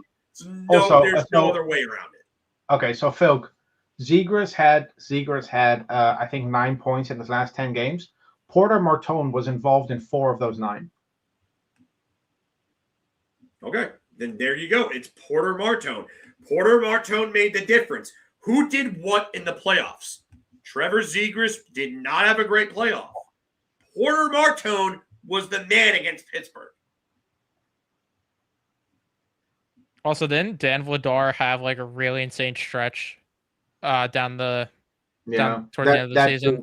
In the playoffs, Trevor Zegras 6 points, 3 of them Porter Martone was involved. He had 4 points in the 6 games against Pittsburgh. Yeah, and he was held scoreless in 3 of those games. Yeah, since Porter Martone joined the Flyers, he has contributed to half of Zegras' points. Regular season and playoffs. don't know. I really. But My whole. All right, so I'll end this. My whole point is, I don't understand how you are advocating trading Zeev Buium for a bag of magic beans and then using Trevor Zegras to try to clown on somebody. Like, yeah, I don't Phil, get the connection there. Yeah, Phil, I said this before. There are Ranger fans who only like Zegras because he's from New York, and No, these this are probably guy's not a Ranger fan. I think he's a Flyer fan. Oh, well, but it kind of reminds me of the Jeremy Bracco discourse with Ranger fans. Do you remember Jeremy Bracco? Yeah, I do, because his family owns a local bar on Long Island on the Nautical Mile, and I Freeport, know people who personally know him. Yeah, there were Ranger fans who were clamoring for not Jeremy talking about Bracco, you, Ben. Talking about the other dude that got banned. For Jeremy Bracco to be acquired by the Rangers solely because he was from New York. It's ridiculous. Yeah, I mean that. Do you remember the cartwheels that Montreal Canadian fans did when they took Louis LeBlanc over Chris Kreider, just because Louis LeBlanc was French? Oh yeah. In the 2009 draft, that's. No, I'm not saying you're a Flyers fan. I'm saying we were talking about this other dude. Someone else. I'm not talking about you. We banned this other dude because he was just trolling after a while, and like the guy wanted to be an idiot. So I mean, if you're going to be an idiot, then you're going to get fucking called out on it. So sorry. The 6 players drafted after Chris Kreider. Do you know them? Jacob Josephson. Yep. Magnus Paviari Svensson. Nope. No. 2009. One of them played for the Rangers later on. Peter Holland. Nope. No, who was the other Anaheim guy? He was an Anaheim guy that played. Peter Holland was drafted before Kreider. Oh, that's right. He was okay. So I had a guy that was right. Actually, 2 played for the Rangers afterwards. They're both defensemen. John Moore. Yep. And there's a guy you should know because his dad played for the Rangers too. Tim Erickson. Yeah. Tim Erickson. Jordan Schroeder. Who was Vancouver. Vancouver took him. World Juniors legend, and because he had that insane World Juniors, and he just never brought it up to Minnesota. Nope, never did anything with it in the NHL. Then there's Marcus Johansson, really good player, not on Kreider's level, but really good bottom 6 career, a solid player. And then Jordan Caron, and then the 7th player after Kreider was Kyle Palmieri. Yeah, and the Anaheim. That was a good pick. But then it's like Philip Paradis, Dylan Olsen, Carter Ashton, Simone Dupre. That was Pittsburgh, I think, right? Yeah. Simone Dupre was the Pittsburgh Penguins selection. Yeah. Yeah. So the Chris Kreider selection in 2009 is one of their better picks, and maybe even the best pick they've made in the salary cap era. Yeah, I mean, is there a better draft? Think about it. I mean, I go back to this stat all the time. He's the last player of the last forward of the Rangers have developed since Tony Amonte to score 30 goals and 60 points in a season. Yeah, because prior to Kreider in 2022, the last Rangers draft pick to score 30 gols was Peter Pruka, and the last Rangers draft pick to have 60 points was Tony Amonte. Yeah. Monty had 30, 60 in his first 2 years. Yeah. And then they traded him in the 3rd year. But yeah, Pruka was that random 05-06 season where he just caught fire, and then the Turner Stevenson knee hit basically ruined his career. It was in Philly. It was like right after the Olympic break. So yeah, Chris Kreider is, I think, their best draft pick in the salary cap era. You could argue maybe Igor. I guess Igor is up there. But I think I mean, he would have to be top 3, 5. Top 3, yeah. In the salary cap era, I think Kreider, Igor are 1 and 2. You can argue which is 1, which is 2, but those are 1 and 2. Yeah. I mean, you wouldn't argue Derek Stepan. He would probably be somewhere in the top 10, maybe. I mean, they're slim pickings after these two, though. Like, we're Mark Stahl, maybe? Mark. Do we consider Mark Stahl's salary cap era? Yes, because it was after the lockout. Close. Yeah, yeah. All right, fine. I don't know which other player to round out the top 3 with. Because that's how bad our drafting is. Yeah, I mean, can't say Shea. Keandre Miller, maybe. JT Miller, maybe. Like, that's how bad it is that JT Miller could actually be in consideration. We're scraping the bottom of the barrel here for like first round picks that became okay players. Yeah, I mean, a lot of the people in the chat are asking about like who do we want at 5? I mean, it depends on like. All right, so the word going around right now is like from Pagnotta, and Pagnotta's been hit or miss. I know everybody likes to bash him, but I mean, he does have connections. He's hearing that Vancouver might not take Malhotra. I mean, if he falls, so. Depending on what Chicago, I don't know if Chicago wants to grab another center. I think they might grab a defenseman at that point. I think if Malhotra's available, I think the Rangers would take him at 5. Yeah, I just want them to get a forward. And the reason I say that is because it's easier to find good defensemen later in the draft than it is to find good forwards. If you draft in the top 10, unless there is a defensive prospect that really stands out, you should always go with the best forward available. And I don't even like. I have my favorites for that selection, but I don't even care. I just need them to pick the guy who turns out to be the best player. Oh man, are we talking about? Sorry, I zoned out completely. Are we talking about the 5th pick for the Rangers? Yeah. I mean, yeah, it should be Vigo Bjork, but it won't be. So it should. I think it's gonna be a defenseman. I think it's gonna be Carls, unless one of the top 4 drops. I really hope it's Smits.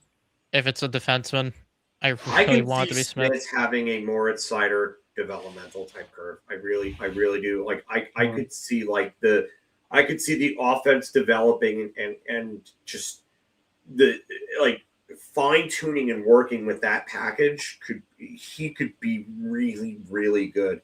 Like, and I wouldn't even, don't rush him into this lineup. Just let him just stew and develop and let him be a little bit of a project.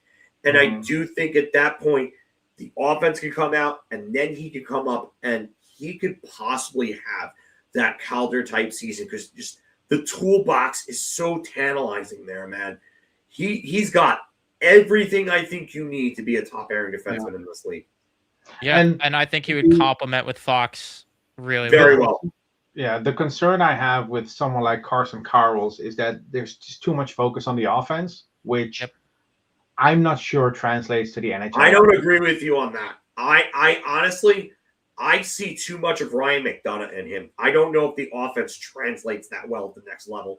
It doesn't, and I have concerns in general because of that. I think that with the league that he's playing in, a lot of the highlights you see is because he has time and space that he won't get in the NHL, and that's my concern. Why, Smits?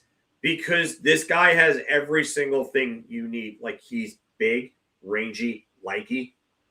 He's proven that he can play effectively against men. That was the other point I was going to make. He's smart. If you want to talk about bad decision making, Keaton Verhoff and Chase Reed should be 2 guys that you look at and you say, some of those decisions might bite them in the ass at the next level. So Smits does the things that Carls does, but with less time and space. That's how I view it. Although I think they're different defensemen. I want to make that clear because I think Carls does play, like Steven's saying, I think he does play a little bit more of an offensive style game. But I'm saying in a general census that the league that Smits is in compared to Carl's, a lot less time and space. Yeah, my concern with Carl's is if the offense doesn't translate, is there enough on the defensive side that warrants picking him at 5? I do, yeah. I understand that concern. I don't think he's bad defensively by any measure. I don't. No. I'm not saying he's a bad pick at 5. I think he's definitely in. No. I'm not talking about him being a bad pick at 5. I'm saying I don't think he's bad defensively. I think he's probably a safer bet than a lot of the other defensemen. Verhoff actually could end up being the best defenseman in this draft. I hate to say it. I get the skating I get people focused on the skating, but I think it's the mental shit that really scares me more about Verhoff than skating. I think you could fix skating.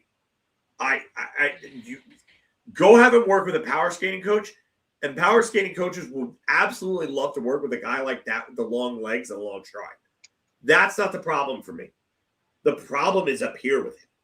Because if that's why I don't think he could be the best. Hesitant with the puck, the way that I see him, like that shit is not going to fly to the next level, because this much is the difference between a failed breakout and a clean breakout. And the failed breakout leads to more time in your own zone, which leads to higher danger chances against, which leads to more goals. Phil, you don't have to explain failed breakouts. We're all Ranger fans. We know. That is true, yeah.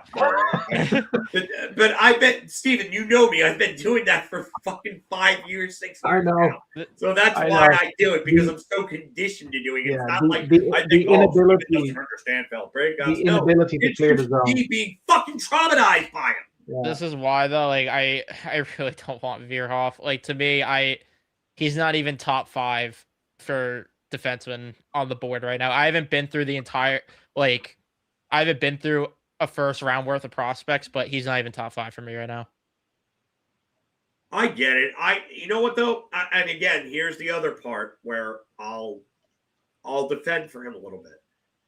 He took the harder route, and he could have stayed in Cornwall, and he would have put up 80 to 90 points this year in Cornwall. He would have dominated the WHL this year. But like McKenna, he chose the harder route and went and played against guys who were bigger, stronger, and faster, and can make those decisions a little quicker in a tougher league. Yeah. And decided to test himself. And he played well enough to still warrant a spot in the top 5 to 10 selections. Like, to me, that tells me something about his character. Like, he didn't want the easy way. He wanted a challenge head on. And that's something that I think, and I know, Evan, you don't want him, but that's something I think the Rangers might look at. I really do. And Phil, this is the last thing I'll say, and then I'll go. If they draft Verhoff, I'm not even gonna judge them. I'm gonna judge them 3-4 years from now. I'm gonna judge them based on this is the 5th overall pick. This is Drury's team. This is Drury's front office, his scouting staff, everyone was either kept by Drury or hired by Drury. This will all be on Drury. The 5th overall pick. They cannot fuck this up. If they mess this up, the blame should 100% fall on Drury. So that beckons the question: when does the leash start getting shorter? I think I truly believe Mike Sullivan is the last coach Chris Drury got to hire as a general manager. He doesn't get to hire another one.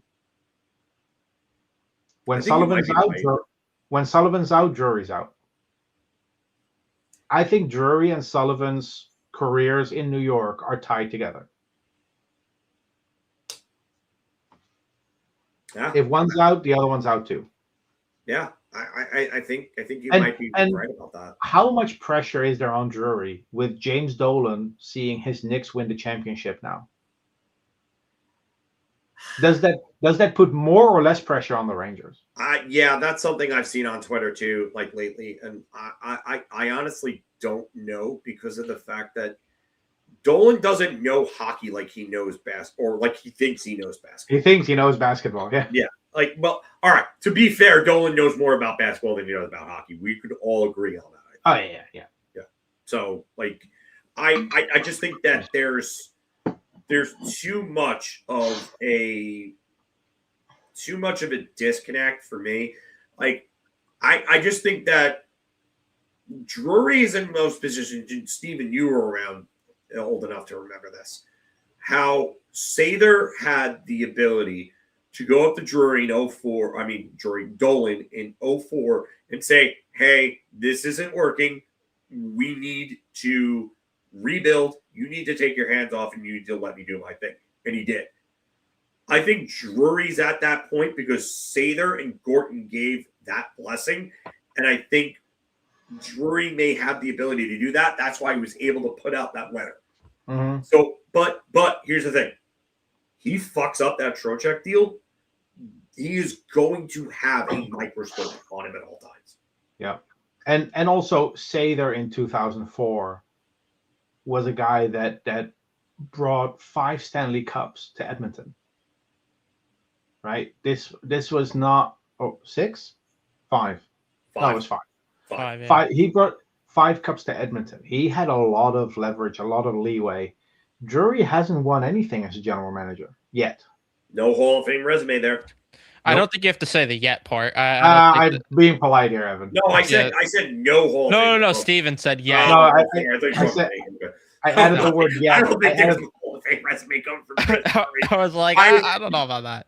No, if I were to ever say anything like that, I hope you would flood my page with Sunyan posts because I would deserve it at that point. Yeah, but anyway, this was fun. We'll be in touch before the draft. We'll talk on Tuesday. All right, Tuesday. See you guys. See you, Steven. Thank you to Statboy Steven for joining us. And I hope he has a great rest of his night because I know he's hours ahead of us. But I just, you know what? Thinking about it now, I wonder if they could get like Malhotra at 5, or maybe like, they wouldn't be able to do this if they moved up. If they could get Malhotra at 5 or Stenberg at 5, could they package to move up from 26 somewhere enough in the range to get Daxon Rudolph?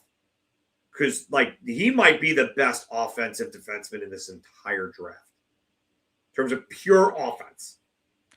I still like Villeneuve better as an offensive guy. Xavier's really good, man. I really like him. You're saying to trade what though? To potentially get rid of? Take 26 and trade and try to trade up with Dak and other assets.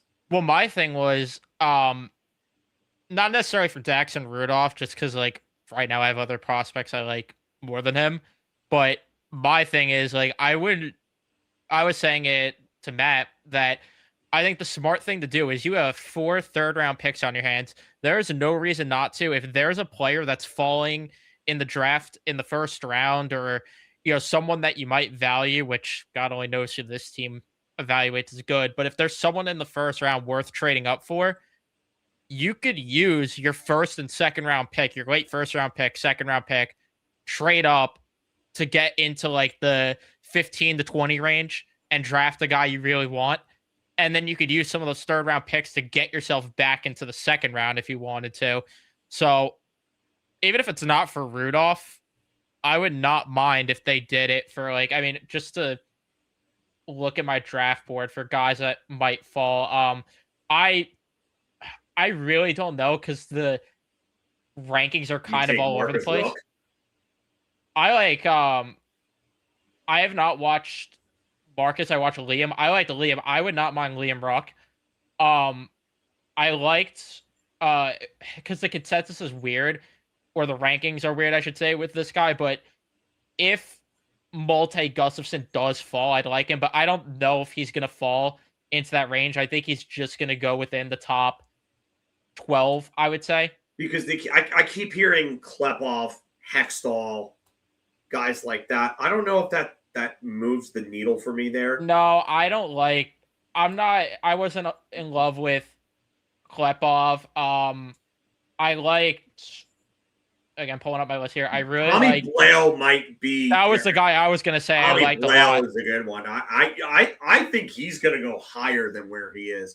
I think people are gonna fall in love with his skating and his puck moving ability, and he's going to go higher than what the mocks are saying. That's my hot take in this draft. Yeah, no, I agree. That was legit the next guy I was going to name. Another guy I have watched that I liked is Mathis Preston. I think he's. I wouldn't spend a top 15 pick on him or a top 20 pick on him, but like a little bit later on, if he falls to 26, like I would easily take Preston there. I wouldn't mind, I guess, if they took him, like if they trade up to like I don't know, pick 16 or 17, something like that, and got him. Yeah, I mean, those are just some of the guys that I like that could fall. Obviously, Xavier, really like him. He could fall for sure because of his size. Yeah. But I just don't see the Rangers drafting a player like that. A player that I'm not like in love with, but I wouldn't mind them taking is Adam Novotny. I liked what I saw from him when I watched his film. But I mean, yeah, there are options there. Like I will say this. With a lot of the guys that I watch in this draft class in general, like I was not. There were only a handful of guys so far that I've been really like impressed with. This is actually a good question. If Malhotra and Stenberg are gone, you trade back. I don't. No, unless the offer really knocks my socks off, I wouldn't want to trade back at this point.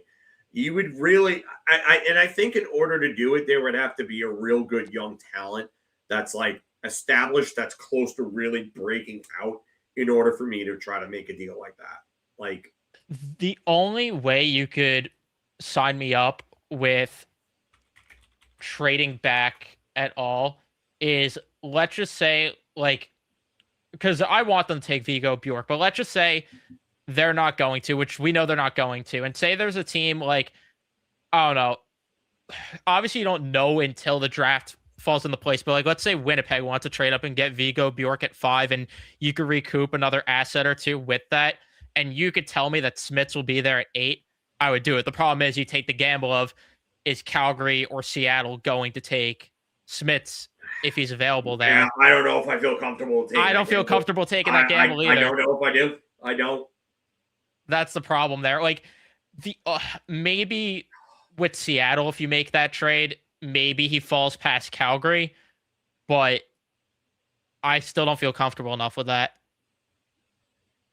I wonder if Calgary would take Carl's. Like, let's just say your scenario happens. I wonder if Calgary would take Carl's. He plays right in their backyard. He's a WHL. He's a Western Canadian boy. Calgary's got to have a lot of eyes on him. Like, I would imagine that would be somebody that they would. And you got to think about it. What do they have on defense right now? They have Parekh. Yeah, Zane Parekh. That's really about it. I mean, and they need defense badly. I mean, they need everything. They still have Kevin Ball. I mean, like, that's about it. Kevin Ball.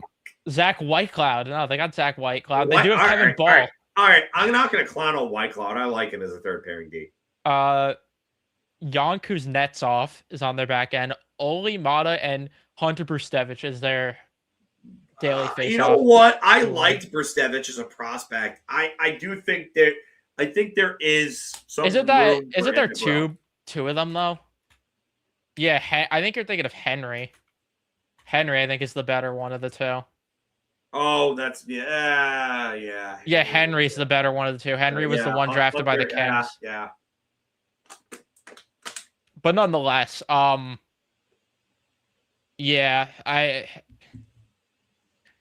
you're not wrong with Calgary with Carls, but like the thing that I'm wondering is, I really wonder how much a team like San Jose, because we've heard rumors how they might want Carls at 2. I wonder if they take that swing at 2. In my opinion, they should trade back if they're going to go with Carl's at 2, because I think a team will gladly give a king's ransom to trade up to get Stenberg at that 2 spot. But the problem is that's where it sucks that the Rangers have the 5th pick, because if the Rangers had the 4th pick, I would say go ahead and trade up to make sure you get Stenberg at that 2 spot. But I don't think San Jose is going to want to trade down to 5, because I would even be concerned about Chicago potentially taking Carl's if I was San Jose. Yeah. I do see a world where they bring him in because, I mean, Levshinov has been decent, but Korchinski looks like he's on his way out. He hasn't developed the way that they've hoped. Alex Vlasic is a nice piece, underrated if you ask me, one of the more underrated defensemen in the entire league. Yeah. What do they have otherwise that pops off at you? Nothing really on the back end. Like they're good up front. They have pieces up front, but they need another piece back there. So I think if they could get their hands on a Carls or a Reed, I think they absolutely do it. Yeah, that's why. Well, that's the thing. If San Jose's comfortable with one of Carl's or Reed, then the Rangers could trade up to 5 or trade up to 2, theoretically, with San Jose. I'm with Ben here, though. Like, I think the comments that both he and Sullivan made, like, really scream Reed to me. If he's available, I think they run to that podium and they take Reed and they don't think about it. Like, I do agree with the. I like Reed. Don't get me wrong. Look, I'm not saying I don't like Reed. I do think that there are questionable decisions at times. I think his pinching needs work, and that's something that you can work on. It's up here. You can work on it, and coaches will help you determine whether, like, they'll help you learn how to pinch at the right times. I mean, I think that's something you should have a better grasp of by now. But at the NHL, it's a split-second game, so there is a bit of coaching to it. But the hero hockey needs to end. Like, unless you are McCarr or Hughes, you cannot go through 5 guys and score at this level. It's not going to work. My other problem with Reed is I just don't think for this team in general, like, listen, this team needs a lot of help in every areas, but to me, I value, and because I also think I have Smiths ranked higher than Chase Reed. I know I'm in the minority compared to what the scouts say, but to me, I value more, for the Rangers' sake as well, getting Smiths than Chase Reed, who's going to be in a logjam behind Adam Fox, not getting power play one time. Left side, to where I get it. I agree. Yeah, because you're not going to get the offensive production that you're hoping for then from Chase Reed. You're just not going to. That's why I think ultimately it's Carl's, because Carl's is a left side guy. Yeah, so, I hope it's Smith over Carl's, but I disagree with this, Ben. The guy that reminds me the most of McDonough is probably Carl's. Like, Carl's is a better two-way guy than Reed. I think Smits is better defensively than them both, if you ask me. That just me. I think Smits, when I watch Smits at the Olympics, and I'm not going to lie, I think you've probably watched a little more film on it than I have. But Smits, to me, I think is better at closing gaps. Mm-hmm. I think his recovery is better. And I think the range is also better on Smits, obviously, with his length and his height and everything. But I do look at Smits, and I just – a lot of different things pop off at me. And then there's that mean streak. And you know Chris Drury wants players who play with snarl. I could see him being picked at 5. I could. I really could. And I you know what? That might get that Yzerman audible gasp from 2019 with Seider. But you know what? If there's one player that I think you could take the risk on, I think it's Smits. Yeah.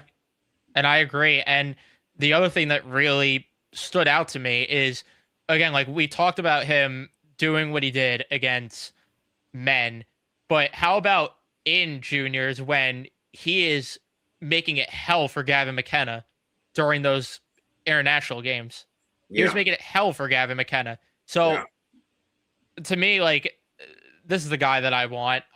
Again, if it's not Vigo, Bjork, because to me Bjork is still the guy that I would really want, but I've accepted that there's not a chance in hell the Rangers are going to do it. But if they walk away with Smits, like I can't complain about that. To me, that is the guy on the back end to get. Like you talked about the gap control, puck retrievals, the one-on-one battles that he wins all the time. Like He's an ass kicker back there. Yeah. He's an ass kicker. He really is. Like, that's the best way I could describe it. Like, that's a guy that comes in, he's mobile, he's big, he's lanky, he's rangy, and he has a mean streak on top of that.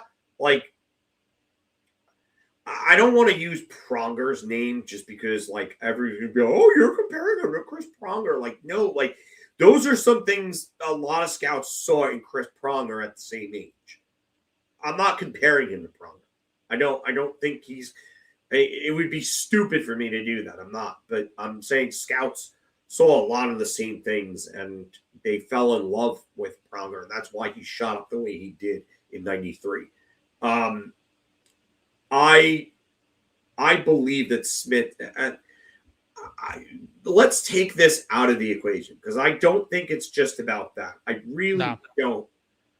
I think he's a guy that shows age and poise, or it shows poise beyond his years, I should say. And this is all right. So I'm going to go here because I like this player. I do. I like Bjork. My question is what is his ceiling? Like, is he Marco Rossi with a little more snarl? Or is he a better player than that? Because if it's the latter, sign me up for that. But Marco Rossi was a guy that was similar in stature and size. Although Bjork is a thicker, much thicker and stronger player, if you ask me. But what is the is he a 70-point guy? Is he a 60-point guy? Yeah, like, is he a Rossi or is he a Stankoven? That's a good question to ask. Small teams don't win cups, guys. Well, Carolina just won a cup. Stankoven just did. I think that was going to be my Stankoven was the guy I was going to say in all this. Is like I could see him being that kind of player, but then that's also, where you have the conversation of, okay, do you value at pick number 5 drafting a Stankoven type over a guy that could be on your top pair with Adam Fox for the foreseeable future? And like, that's where, I could get the argument. Yeah. In that standpoint for why the Rangers would take Smits over a guy like Vigo Bjork.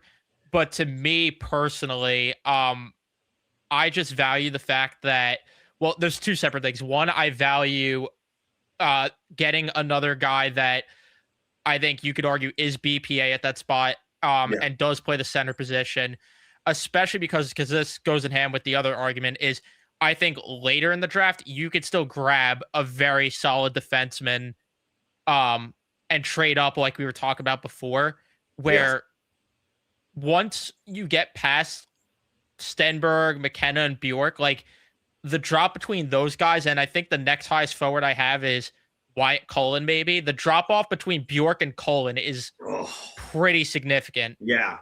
I agree with you on that. I think Wyatt Cullen, or I guess Malhotra and then Cullen is the drop off. I knew you meant to put Malhotra in there. I wasn't going to say anything because that was just a given to me. But like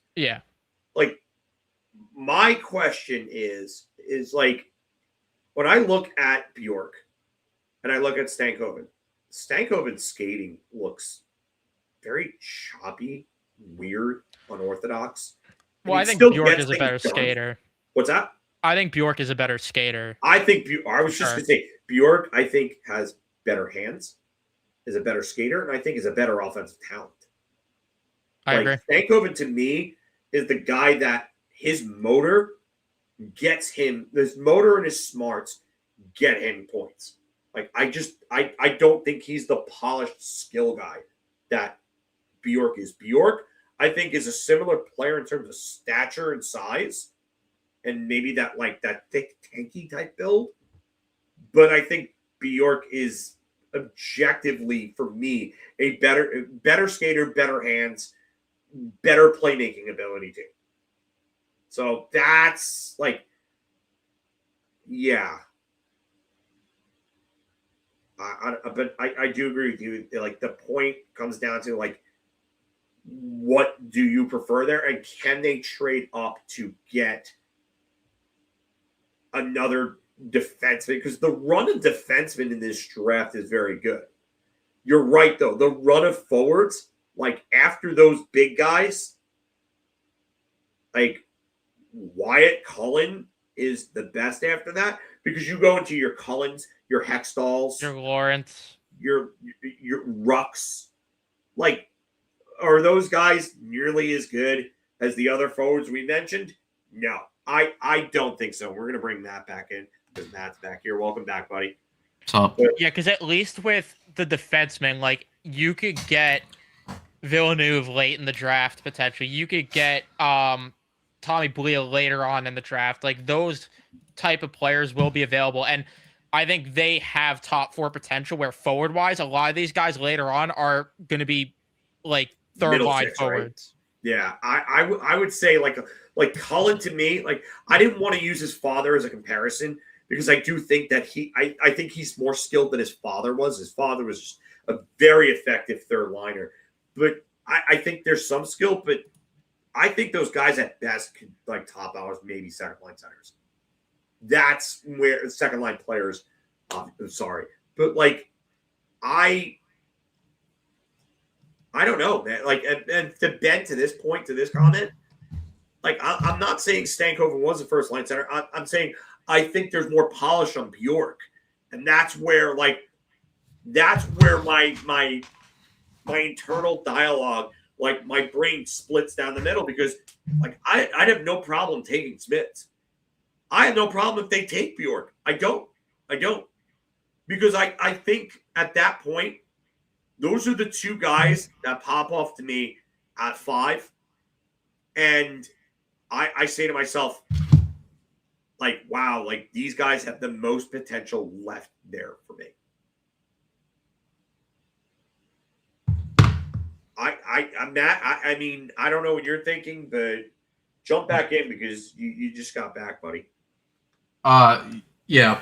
Apologies that I had to leave. No apologies necessary. Yeah. Listen, I think, you know, the draft is certainly interesting, because there's a lot of ways the Rangers can go, and to be honest, because I've watched about, like, you know, 15 guys or so right now in terms of, you know, actual like film and stuff, and it's like I've watched, like, a ton or stuff, so I'm not, like, you know, like, the most, like, in depth on all these guys. I know there's more prospect guys out there that have watched a ton more than me. I think, you know, for me, the areas that I really, well, again, there's multiple areas that they can go. Obviously, you know, defensemen are needed, because right now the whole organization and system is lacking top-end D-men, especially through the whole prospect system. And I mean, they need centers as well. So I mean, like, for me, I know, like, me and Evan have been talking, you know, on the side, because we've been watching a lot of stuff. To me, the guys that really intrigue me, Smits, Carls, and Bjork. That's really the 3 guys in that area, specifically at 5, that interest me the most. Now, with Bjork, I don't think they're going to take, just because Drury and this whole organization just doesn't take guys that are so-called undersized, even though Bjork, when you look at his film, the guy is so skilled. He's a great skater, great playmaker, has a hell of a shot as well. All around, the guy is solid, but overall, the at least the reason why, even though we've heard reports from Vince over the last couple weeks saying that Bjork is a long shot, and even then, to me, the fact that they view Bjork as a long shot just shows and tells you all the organizational flaws within this franchise, and tells you why their whole drafting and scouting is completely wrong, that they don't view a guy like Bjork as at their top end of the list. But that's besides the point. We know that this organization doesn't view, so-called, unless you hit a certain size criteria, you're not likely to get drafted. Carls and Smiths for me are the two in terms of defensemen I do like the most, because to me, I like their two-way game the most. Now, even though I think a guy like Xavier Villeneuve, which I think he's going to go later in the first round because he's projected to go around like 20. To me, just looking at the film, I think he has the highest offensive upside from any of the defensemen in the draft. And even when you look at some of the comparables, they compare him to like a Lane Hudson Light, which I do agree. Looking at his highlights and looking at his game film, because the way he's able to skate, move the puck, carry the puck up the ice. Again, some defensive deficiencies in his game, but I think that's something he can work on. But again, with Carls and Smits, those are the two guys defensively that I look at, and I'm like, okay, you need to jump on either of these two guys, because both are two-way games. I think that they're really solid. Obviously, there still needs to be some development and still some, polishing of their games, but that's going to happen. These guys are young. These guys are rookies. That's going to happen naturally when you get into the NHL. But they both see the ice pretty well. They both, whenever they do receive the puck, they seem confident when they do have the puck. Again, like, their skating is good. Their overall playmaking is good. Specifically with a guy like Carls, I think his playmaking is a bit more better than Smits, but I think Smits' defensive game is a little more polished in my opinion. And the reason maybe, like again, for me, I wouldn't mind if they go either Carls or Smits. Smits is maybe the more safer route, just because he has been playing in Europe. He has been playing with men compared to Carls, who has been playing in the OHL. Sorry, I just want to step in real quick and address two comments from Alex here. Like, I think you're looking at an 18-year-old that's playing in a league against men, and you like, a lot of times these guys are not given offensive roles to shine in. Like, especially like in the Russian Super League and now KHL as it's called, like, a lot of these guys coming in, they're playing lower roles where they don't really get the chance to showcase their offensive abilities. I don't want to buy into small sample sizes, but Smits as a puck mover looked real good in the Olympics against men. And he got to really he was given a little more free reign to do what he wanted. I'm not saying that Smits is going to be more insider, but like, the developmental curve, the possibility for that type of developmental curve is absolutely there. The toolbox is there, dude. Yeah. Not only as an overall puck mover, but I was very impressed with when I watched some of his game clips. That when, like, let's say if the puck does get dumped deep into the zone, he has to come in to retrieve it. He's very comfortable in retrieving the puck, and then either what's called using his edges to break away from a guy, or overall using his puck sense and his vision up the ice to be able to spot one of his wingers along the boards, or maybe a center who's coming down and deep into the zone to give him an option. He's very comfortable on the puck, and this is one of the things that the Rangers have struggled over the last couple of years, and this is one of the reasons why you see a team like Florida, who has been very dominant over the last couple of years, because they have those guys on the back end, like Gustav Forsling, for example, who's able to come down deep into the zone, retrieve the puck, and start the breakout. Again, like, we've been saying this with the Rangers for the longest time. Even though they have a guy like Fox who's able to do that, you can't just have one defenseman that is able to break out a puck. You need multiple. You need at least one guy on each line, or on each pairing per se. And that was the thing. They did not have that against Florida, and that's why they lost that series.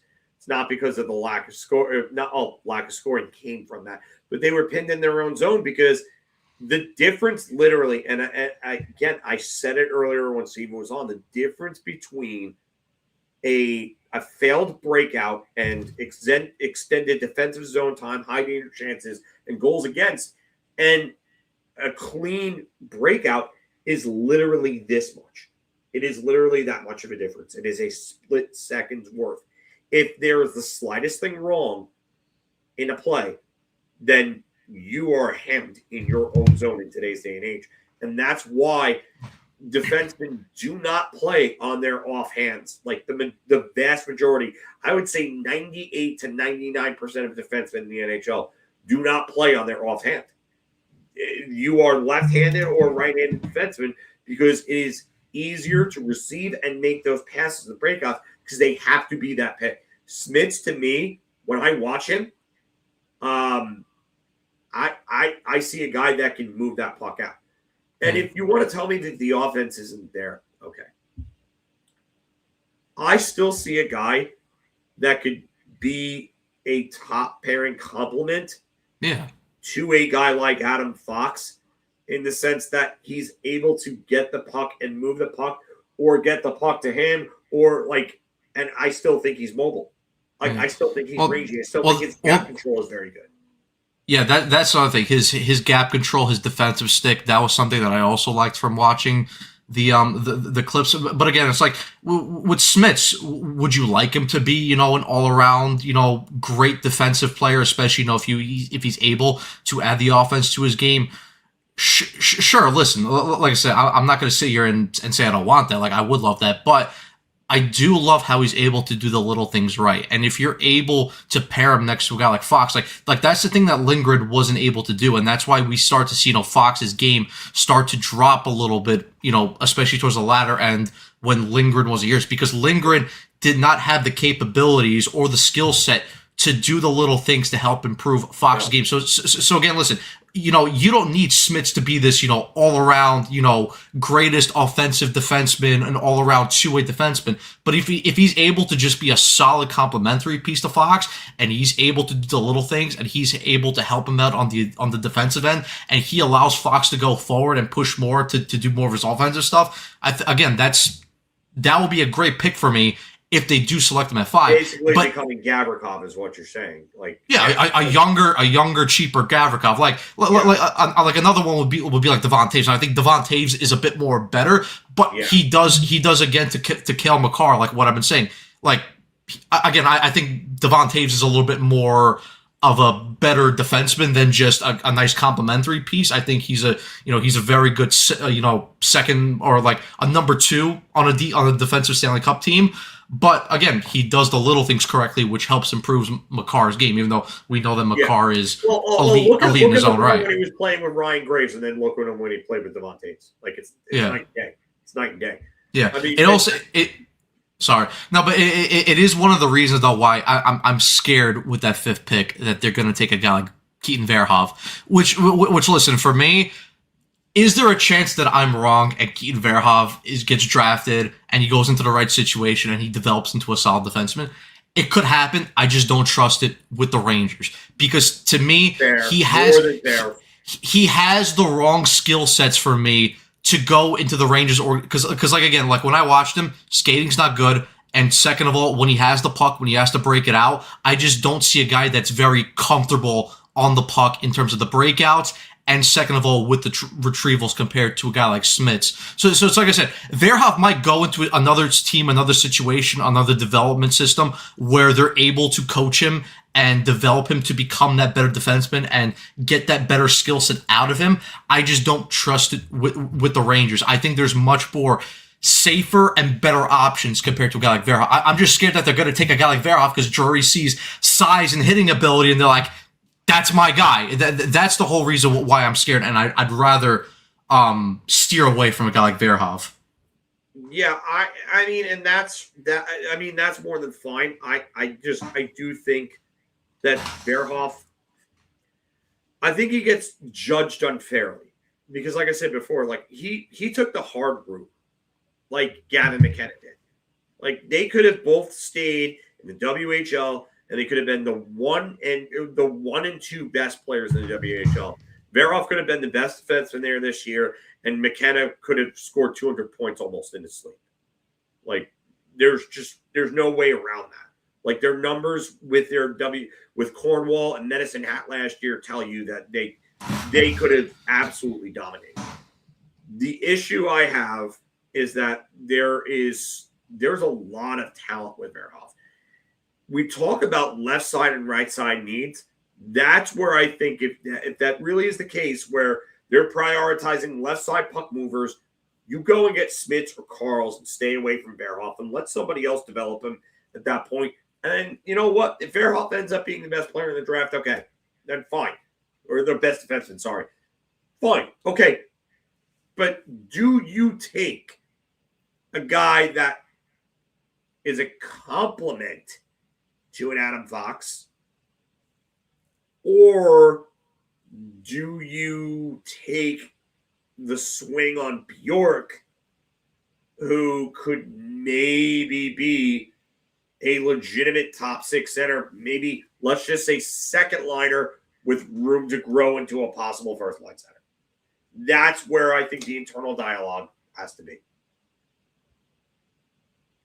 Yeah, that's fair. And no, I don't think anything of no. 5. Tynan, you know, he's a good player, but I don't think at 5. You know what? Tynan and Lawrence for me, and I know there was the whole discussion, BU, Drury, and I know we joke around the fact that, BU nepotism was going to take him.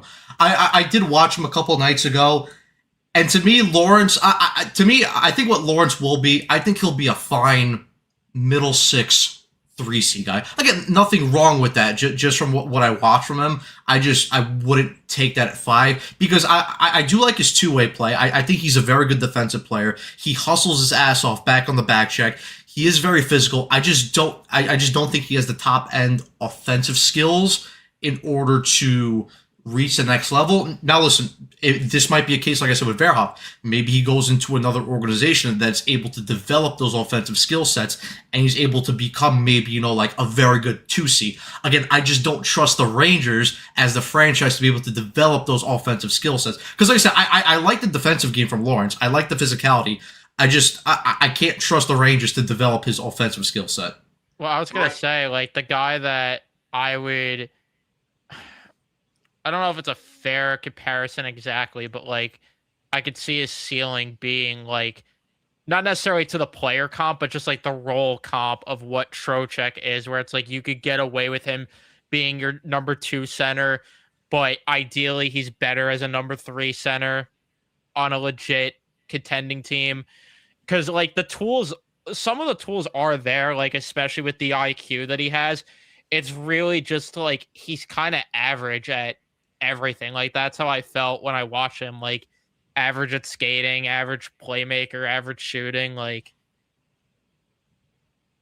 That's just how I felt. I do sort of like that Trocheck comparison. I was actually going to go a little more old school with him because I think there's definitely a bit of a comparison for me when I watch him play. Before I say this though, I'm gonna true freshman, and I think if he would have stayed in Muskegon in the USHL, I think his numbers would have been a lot better. He was on pace to be the league's leading goal scorer and probably would have been top 3 in points if he stayed in Muskegon. I do think Michael Pekka, Islanders 0-2 Michael Pekka, is what I could see Tynan Lawrence be. That 25 goal, 60-plus point, two-way center, physical guy, throws his weight around quite a bit. That's what I see when I see Tynan Lawrence. Maybe he doesn't – maybe he's not as nasty as Pekka was in his day, but he plays a similar game. I think he's another guy that gets fairly judged unfairly because he goes and Ryan O'Reilly is actually a good comparison too. That's not a bad one. I would say. I just think that some of these guys took harder routes this year, and I think you're starting to see that a little more, and it's affecting the numbers. The one guy before that Alex comment, to the point about Albert Smith, those guys are not being put in roles on these teams that would really showcase their offensive talents. They're not the guys in these positions. They're in support roles. So you're not going to see that. You really have to watch very, very, very closely, to see what these guys can give you. And I'm not just saying watch the games. You have to be eyeing these guys on their shifts. to really see, because you got to be paying attention to the smallest little details to get accurate readings on these guys. That's why the scouts are paid what they're paid to do, because they're able to do that. But I do like Lawrence as a player, but not at 5. Just not at 5. I'm sorry. It's too much of a reach there. No, Lawrence is he's a mid-round pick. He's anywhere probably from in like the 15 to 20 range, probably. Maybe he goes a pick I or two think he'll higher. go higher than that. I do too. Okay, yeah, maybe like 15 to 12, probably. Yeah, I would say like 10 is his absolute highest. I think he'll go, unless some team really has him at the top of their board for whatever reason. But I think 10 would be the highest. I think realistically, you're right. 12 to 15 would be where I see it. I literally have no way of saying this other than like just a feeling and just it just feels like a Blues pick to me. Like I can't explain it further than that. It just feels like a Blues pick to me at 11 potentially. I think NHL Draft Pros, I watched his mock draft today. He had the Blues taking Lawrence at 11. I could see that though. Like it just feels like a Blues pick to me. No, you're right. I mean, he's kind of like a more physical version of Robert Thomas. Maybe not as polished offense. He had because I just remember off the top of my head, he had the Blues taking Lawrence at 11, and then he had them taking Villeneuve, I think, as or no, it wasn't. Oh no, it wasn't Villeneuve. It was someone else. I forgot he took. But yeah, I know he had Lawrence at 11. He doesn't play like Franz Nielsen. I don't see that at all. Franz Nielsen for me is like, I always think of like Marcus Johansson as a full-time center. Like when I think of Franz Nielsen, like they play that type of game. Like not super physical, but like their IQ, positioning, and speed help them like be better middle six fits. Oh no, okay, yeah, he had Lawrence at 11 and then Gustafsson at 15. I think that would be a pretty good first round for them if they were able to do that and get Gustafsson at 15 if he falls. Because I do like Gustafsson. 15. I can tell you right now, I would want the Rangers to trade up and. What's it going to cost though to trade up to get him? Because you got to remember, Buffalo gave up Kesselring and their pick to move up with San Jose, and they moved up 6 spots. Yeah, something like that. That's the thing. I mean, yeah, I don't know what it would cost to move up. That's really the frustrating part. What? I mean, Evan, were you the one that said this? That you likened Malte Gustafsson to Forsling a little bit? Were you saying that earlier? I didn't say that earlier, but I agree with that take. I think I see that too. Maybe I've been misread. I do think he might be onto something. I think Gustin has to work a little bit more on his offensive game and his offensive ceiling to reach the Forsling, but I do like his base defensive guy. I think he's very good in his own zone, and he's very comfortable in his own defensive zone. So I do like that baseline in terms of him. I think offensively he does maybe have to work on his game a little bit, but if he does, I could see the Forsling comparison. Damn, this sucks because like I'm looking at the draft order right now, and it's like it sucks for Gustafsson's sake that like there's not really a team in the range of where like you could maybe get there first for like a Tkachuk partner to where you could get that pick in return, like outside of LA maybe, but I don't. LA. I don't know if he's gonna want to go that far out west. Like I think Tkachuk's gonna want to be at furthest in a Central Division team if he's gonna go out west somewhere. Yeah, I mean, I understand your point, and I agree with you. The draft is pretty mid. I know people were talking about Beniers before. I am not trading a 5th overall pick for Matty Beniers. Seattle's not doing that either. Where they just extended Bobby McMahon. They think that they're contending right now for whatever reason. So, you know what? All right, I'm not surprised McMahon got what he got. That's basically that was the high end of what I said. I said 5.25 to 5.5 and 5.75 at the absolute max. So that was the absolute max that I thought he would have gotten. But gotta worry about the shooting percentage. The only thing is that he did score 20 goals the year before. So I'm guessing like this. I mean, fact of the matter is, $5 million for like middle six players is becoming like market value. It's ridiculous. It's ridiculous, but it is what it is. It's insane. And I can tell you right now that as the days are going on, it really freaking sucks that the Rangers did not give Cooley a long-term deal when they had the opportunity to. I would be scared about giving him a long-term deal and basing it off of one season, because like we saw this year, he had an increased role, and like the numbers just they weren't the way that they were last year. Listen, I agree with you. The opportunity for a long-term deal was the last when his ELC was up. Now, I'm very scared of giving him a contract. Like I'm really scared to know the number of what it could be. No, I'm not talking about his number. I'm talking about like his totals. Like he took all right, so he averaged a minute and 46 seconds more per game, and took 5 more shots overall. Like that's not good. Like that's a guy that I expected to take more of a step up and maybe not be 30 plus goals, but be somewhere like the 25 to 30 range. Like 25 and 25 season. Yeah, that's what I thought. Like I thought we were going to get 25, 25, 50 with like, I don't know, like 100 and something penalty minutes.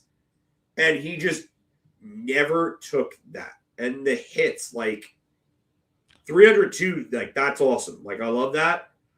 But the giveaways went up big time. 56 giveaways. Like that's, and it just, I don't understand. Like the power play goal is only 4 of them. Like I don't think he's going to get a crazy number. Like I do think that, man. This team gave Barclay Goodrow a ridiculous contract.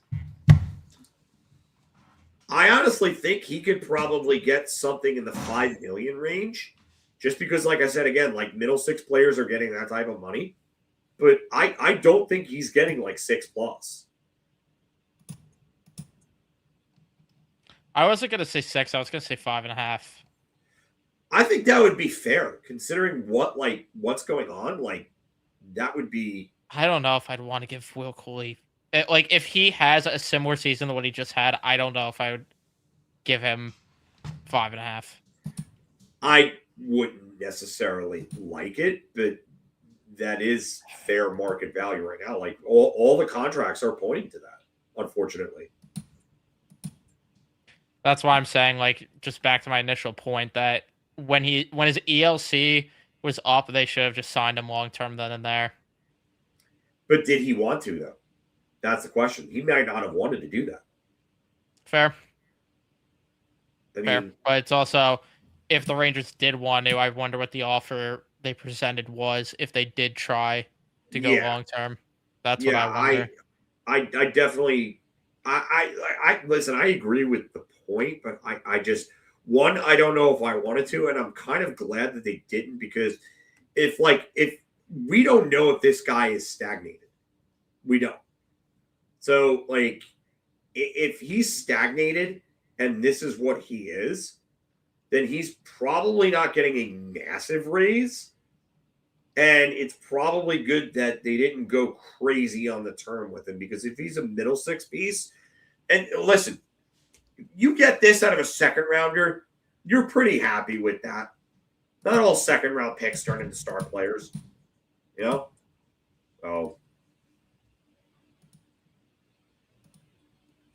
And not only that, but they turned Elias Anderson into this.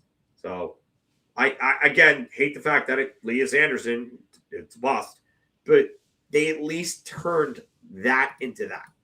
So they got something out of it. You know what, too? I'm making this entire point when, truthfully, they could sign Will Cooley to a 5-year deal. They could sign him to an 8-year deal. This team's going nowhere. I really don't give a shit. That's really what I should say.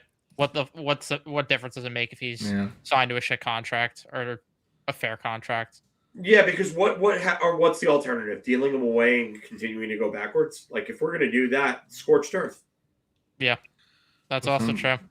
We sit here talking about who they can sign, who they can trade for, who they can draft.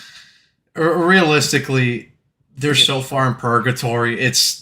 I don't see a realistic possibility that they get listen, I know we've said this time and time. Until that Igor contract's off the books, they're not doing anything. It's true because you're so handicapped by that one contract. You're not gonna do anything.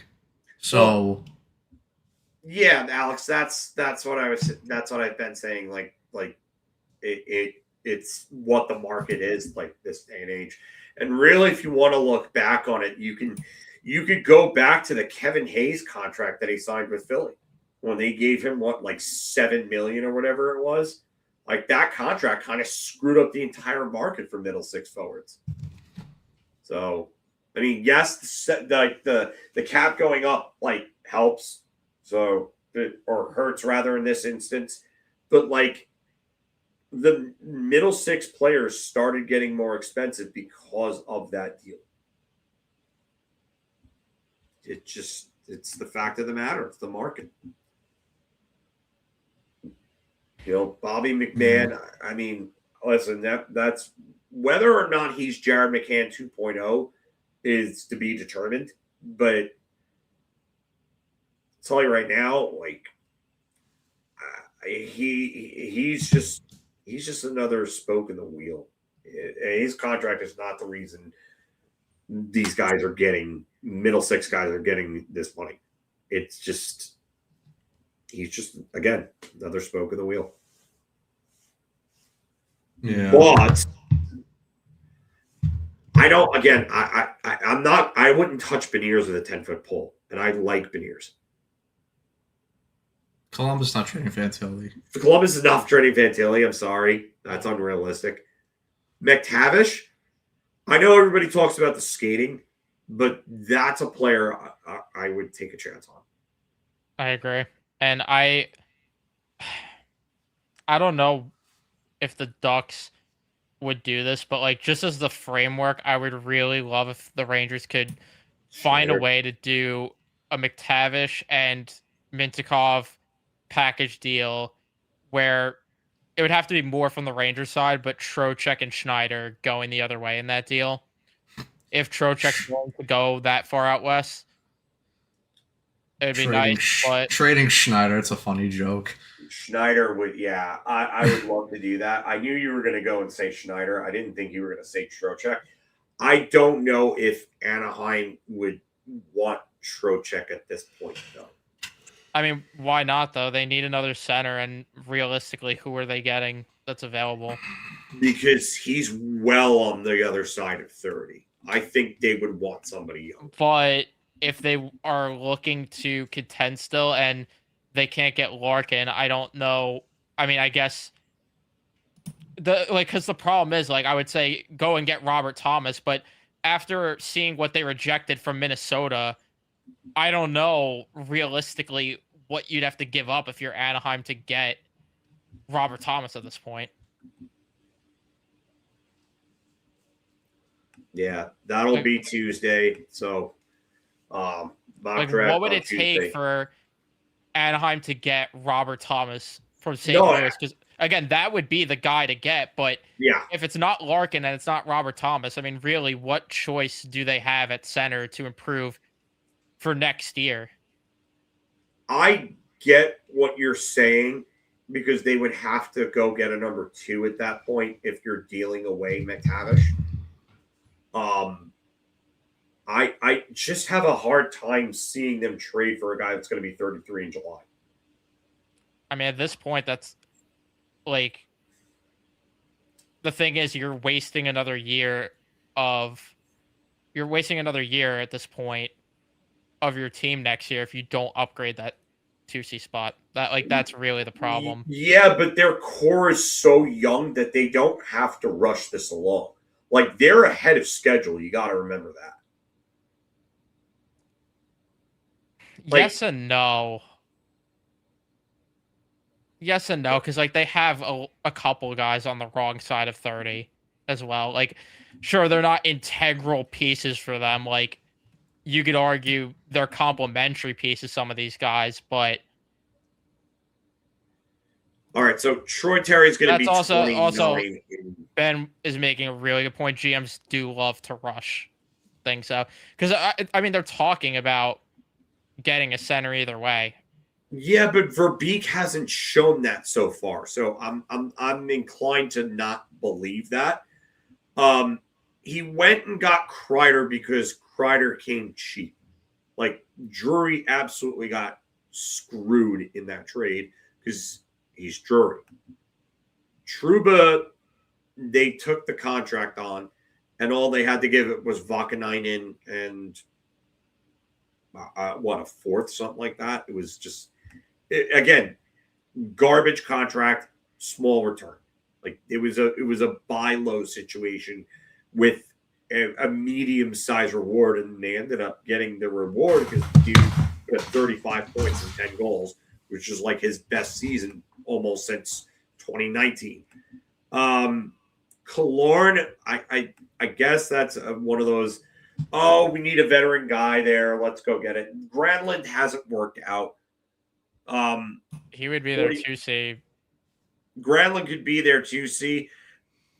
Do you go and trade? I mean, they re-signed Ryan Poehling. I think Ryan Poehling's their 3C now. Unless you really think Ryan Poehling is a fourth line center that puts up 36 points in 15 minutes and 4 seconds of ice time per game, I don't know any other fourth line centers that get that type of ice time. But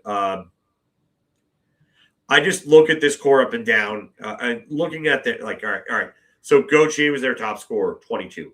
Carlson was number 2 and was tops in points per game, 67 points in 70 games, 21. Beckett Seneca, 60 points, 20. Jackson Lacombe, 58 points as a defenseman, 25. Troy Terry, that's the first guy you could look at that you'd say, oh, all right, you could consider him technically a core guy, but 28 going on 29 over the summer, or 29 September, I think. I'm sorry. Kreider, again, buy low. Granlund, free agent guy, brought in as a complimentary piece. McTavish, 23. Poehling, 27. Again, complimentary guy. Trouba, gone. Killorn, I didn't like that contract, but Mintyukov, 22. Carlson's free agent, 36 going on 37. He's going to be out of there. And then they have other guys that they could bring up that could come up. So, Lucas Dostal, 25 years old. That core basically is all young. It's all 25 and under for the most part. So, well, the thing is, I don't know, because either way, the whole point of them trading McTavish is to get out of that deal, pretty much. You know what? I think only to a point you may be right. I think they want a hockey trade in that deal.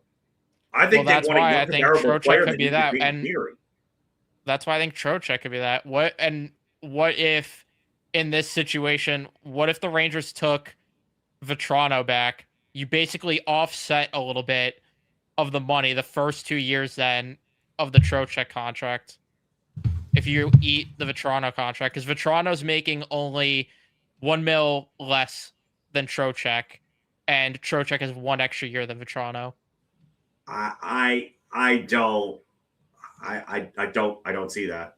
I just don't. Hey, maybe I end up being wrong, but I just listen. I don't think this is happening either way because this is too out of Drury's league for a trade, but. Nonetheless, and also I don't think Trocheck's going to want to go that far out west based on what we've heard. But I don't know. To me, if the Ducks can't get Larkin, Robert Thomas is out of their range. And I get what you're saying that they don't necessarily have to force a move right now. but it's also like, what kind of message does that send your young guys if you're saying, hey, like, yeah, you guys just got into the playoffs, but we're going to kind of stand pat and roll with basically the same team going into next year instead of trying to add to what we have going on here. I think Larkin is the move for them. I agree with that, but does Larkin want to be there? Yeah, that's a fair question to ask, no doubt. But I think they would realistically, if they're going to deal McTavish, they would like to get someone closer in age to him. I don't think they want to deal for a guy on the wrong side of 30. Okay, would you do Lafreniere and Schneider for Mintyukov and McTavish?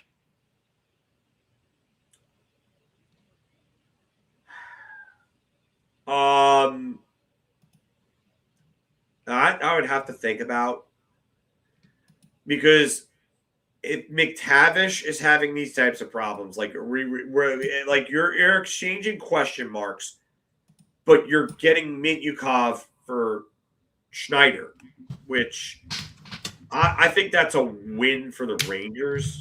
My other thing that's a win for the Rangers in that scenario is McTavish has less years on the contract than Lafreniere, and you get out of a pretty shit contract with Lafreniere. Even though the McTavish contract isn't great either, but it's 1 or 2 less years, I think. Yeah, he has 5 years left.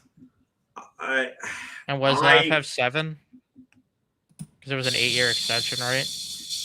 Or was it 7? See. He has 1, 2, 3, 4, 5, 6. So it's 1 less year. 6 years. Okay, so it's 1 less year. If it was 2 years, that would have made it a little bit more of a difference. Is the 2021 draft, so he's a year younger than Lafreniere. I just look at these two players, and it's literally, I feel like they're very similar. Like, that's like a change of scenery type deal. I don't know if the Rangers would want to do that, honestly. Well, I don't think so either. I think if they're trading for McTavish, they're sending another, like, I think that's where you would send like Brady Schneider out there. Like, I think you were onto something with that.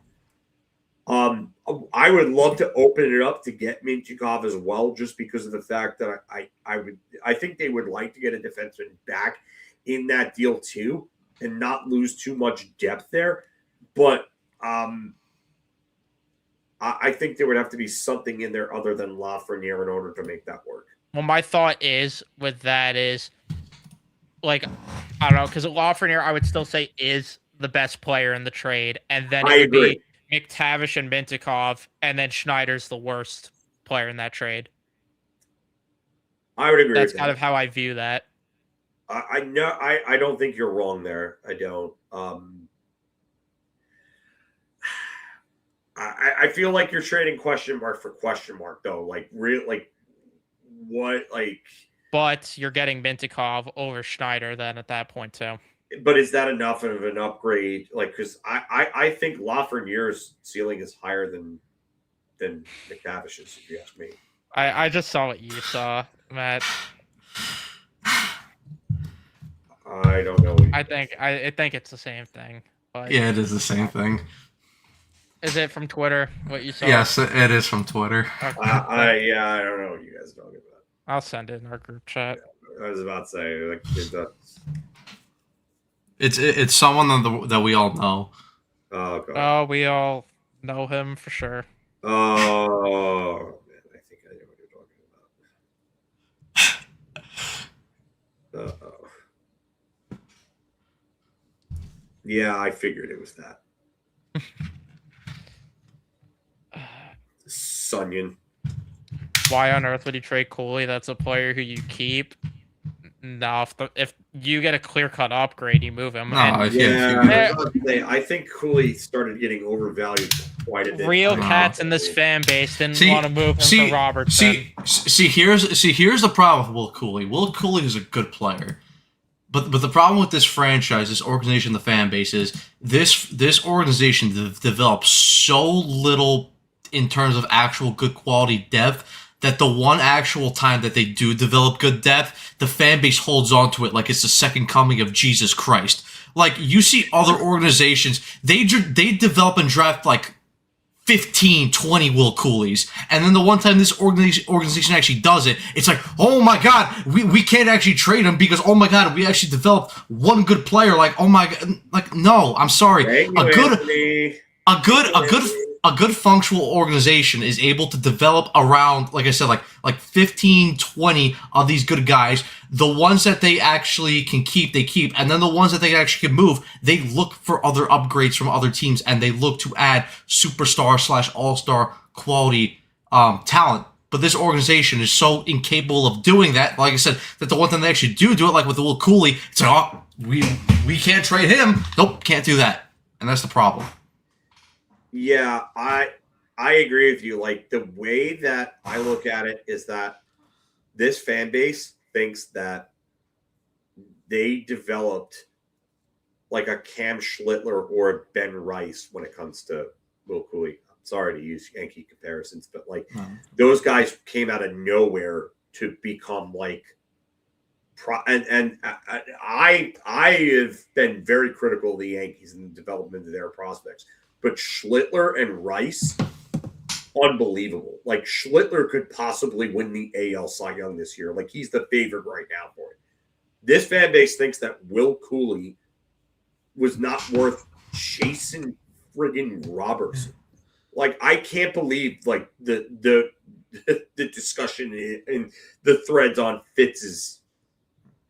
Oh my God. You can believe it because this is the same fan base that didn't want to give up Kako and Offman for Jake Gensel.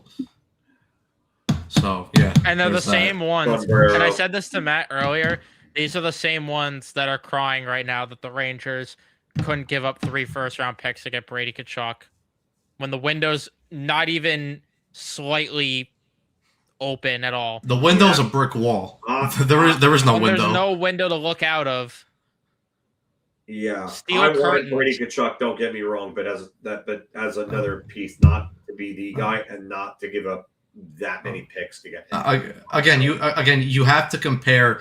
The situation is totally different. Florida is coming off a situation where they won back-to-back Stanley Cups. Or they missed the playoffs last year, and they just got rid of their albatross goaltender contract off their books. Yeah, they can afford to take a swing like Brady Tkachuk, especially when he wanted to go there because his brother is there. And second of all, when it's time to extend him, he's going to be willing to take a sweetheart contract extension because one, it's Florida, so the state tax is going to help it, and two, he's in a situation where he actually wants to play. Also, Ben, I was talking about it under the context of if he was willing to, like, if we were playing pretend, binoculars on in the kiddie pool, if we were doing that, then they would, and he wanted to be here in that situation. That's what I'm talking about. But obviously, none of that happened. So put your binoculars down. None of it's happening. Yeah. Yeah.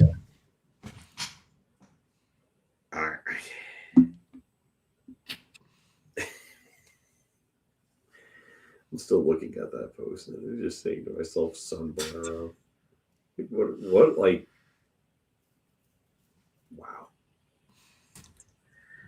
Okay, dude.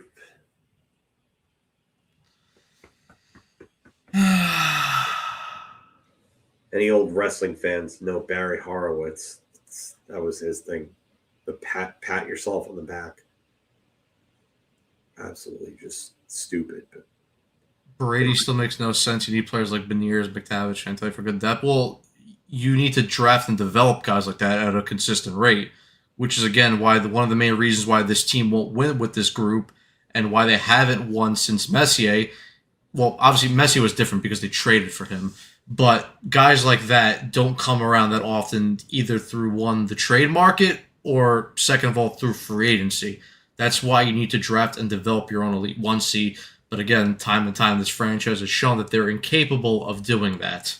Well, that's what happens when you instead of tanking, you keep winning meaningless games. Like it's It's stupid. Culture wins.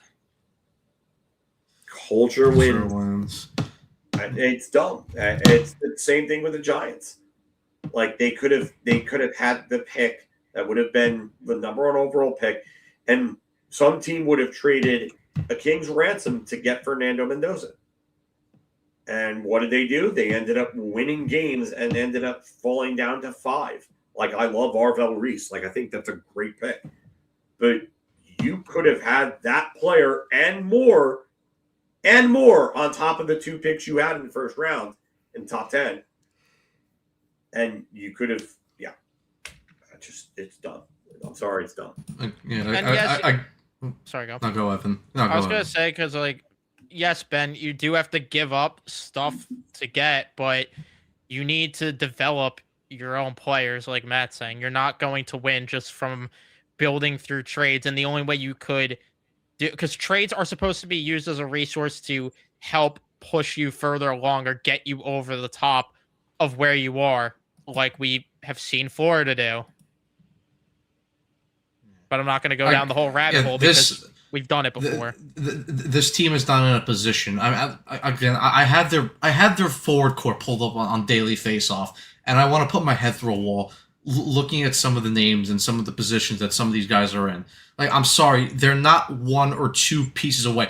James Dolan and Chris Drury could think that, but they're also on drugs and they're also a bunch of dumbasses. So there's that. But any realistic fan that looks at this roster as a whole from top to bottom, I'm sorry, they're nowhere. They're not even.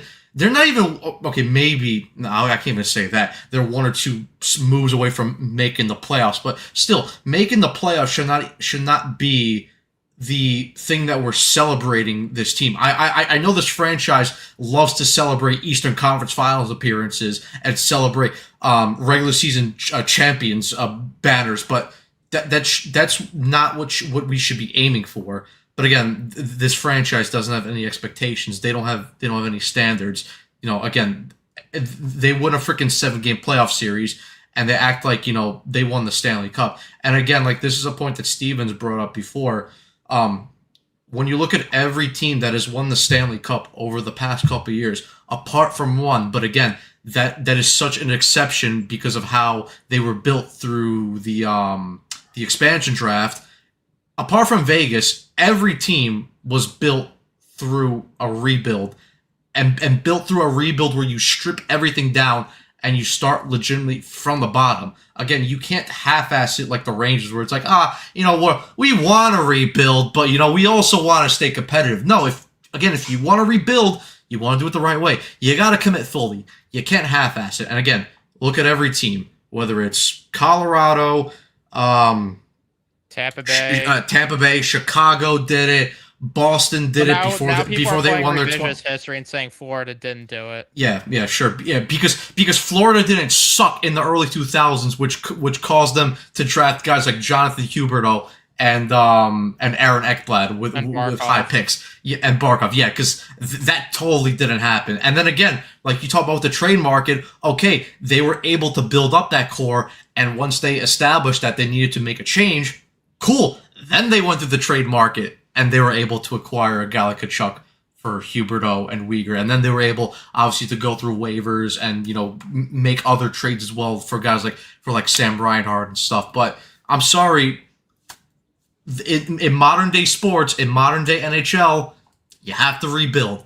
And if you're not going to do that, good luck. Again, Vegas did it, but you have to look at the context, because the expansion draft, other GMs basically built that team for them, because other teams just gave them stupid offers, and they were allowed to take so much talent out of that expansion draft. And then also give them credit, they were ruthless and they were aggressive to get those top superstar players when they were either available in the trade market or B, entered free agency. Well, they were outliers too. That's the main point. Yeah. But yeah, I mean, like you said at the start of that, it's like what Steven says. Not every rebuild works, but every team that wins has gone through a rebuild.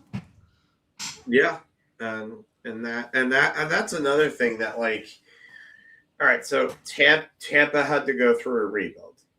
Like, you look at Tampa, like in the early 2010s, they had a year They went to the conference finals in 2011. They lost to Boston. Sagan had his coming out party, had that hat trick game. What happens the next year? Stamkos scores 60 goals, and they miss the playoffs. So they end up getting the triplets out of their drafting. They get Braden Point. They turn Jonathan Drouin, who was a top 3 pick, into Mikhail Sergachev, who helps them win 2 Stanley Cups. Their first round pick in 2012 was Andrei Vasilevsky, who ends up becoming one of the best goaltenders of his generation. They rebuilt. Pittsburgh. They make the 0-1 playoffs on the backs of Mario Lemieux scoring 1.5 points per game from his comeback. Jaromir Jagr leading the NHL in scoring. And what happens? They miss the playoffs the next few years. They get Sidney Crosby. They get Evgeny Malkin and Marc-Andre Fleury. 1, 2, and 1 in 3 consecutive years. They had Jordan Staal at 2 in 2006. They're competitive in 2007 and all the way through until 2023. So, I mean, LA, they make the playoffs last in 2002. Then they end up getting Andrzej Kopitar. They end up getting Drew Doughty. They get all these pieces, and they come in and they win 2 Stanley Cups in a 3-season span. So, I mean, you have to go through it.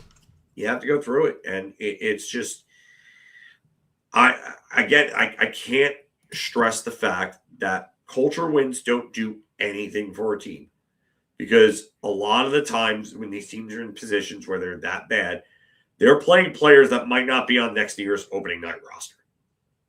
And you have to factor that in. And then you look at the draft positioning as well. And especially, all right, one of the biggest problems I have with all these people talking about culture wins and whatnot, you cannot sit there and bitch and complain about a lack of culture in the locker room, and then in the next sentence, out of the other side of your damn mouth, talk to me about how culture wins matter. It's either one or the other. Pick a side. It's either this locker room is so shot that the culture is dog shit, or culture wins matter, or they matter. And then the other thing, like we brought up, like with the Tampa rebuild per se, like the Tampa rebuild is so it's a good one to break down and analyze, because typically, like, you know, when we say like rebuild, like we're talking about like 5, 6, 7 years, it's an extended rebuild. The Tampa one though, and again, this goes back to the point where if your organization has a good like base and good fundamentals, this is where you're able to quickly go through another rebuild. But the difference is not quickly in terms of you making certain trades and making signings, and you're speeding it up unnaturally. Tampa was able to do it naturally because of their scouting and their drafting. Because like I said, 2011, they lose in 7 games to the Bruins. And then 2015, they're right back in the Stanley Cup Finals. And 2016, they go to another conference finals where they lose to Pittsburgh. And obviously, you know, we saw what they did in 2020-21 where they win back-to-back cups. But I mean, like, you look at their drafts, like 2011. Okay, they draft Vladislav Nemestikov in the first round, which eventually they were able to flip for both Ryan McDonough and JT Miller in terms of a larger package. Kucherov, they drafted in the second round, and he turns into a 2-time Hart winner. Palat, 7th round pick. Again, excellent scouting and development by Tampa. 2012, they draft Vasilevsky. Again, turns into a 2-time Vezina winner. Okay, Drouin. Again, they draft Jonathan Drouin in 2013. Okay, doesn't turn out to be a long-term player for them, but again, they're able to flip him for Mikhail Sergachev. You know, and then like 2014, Braden Point. They draft him in the 3rd round, and then 2015, you know, they start to add guys like Sorelli, and then obviously through other things, they were able to add guys like triplets. So again, when you have a good structure and you have a good organizational philosophy, these rebuilds don't have to take that long. But again, that's the difference between Tampa and a team like the Rangers is Tampa has that good structure, they have that good drafting, and they have that good what's called development structure within their own organization. And the Rangers, they choose to speed things up at an unnatural pace, and then that's why we see them in the position where they are now, where they're essentially in no man's land, and they're a good solid decade and a half to a decade of being able to actually put out a sustainable and a sustainable contender at that point. Like that's the difference. If you actually have the base layer and you have the good organizational philosophies, you could do it quickly. But that's the thing. This organization and the ownership and the front office, they don't care about getting it right.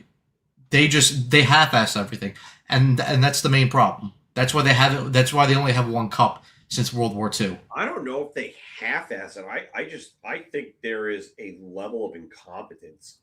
But then, like we said, with the recent rebuild that they did, they half-assed that rebuild because they committed to it initially, and then once they saw Trouba available, they saw Panarin, then they half-assed it. Yeah, all right, fair. That was a lie, basically. Like you told people that you were going to strip it down to the studs, and then what? 16 months later, you're accelerating things. Like, yeah, I get that. That's just why That's why I keep preaching scorched earth. You didn't do scorched earth the last time.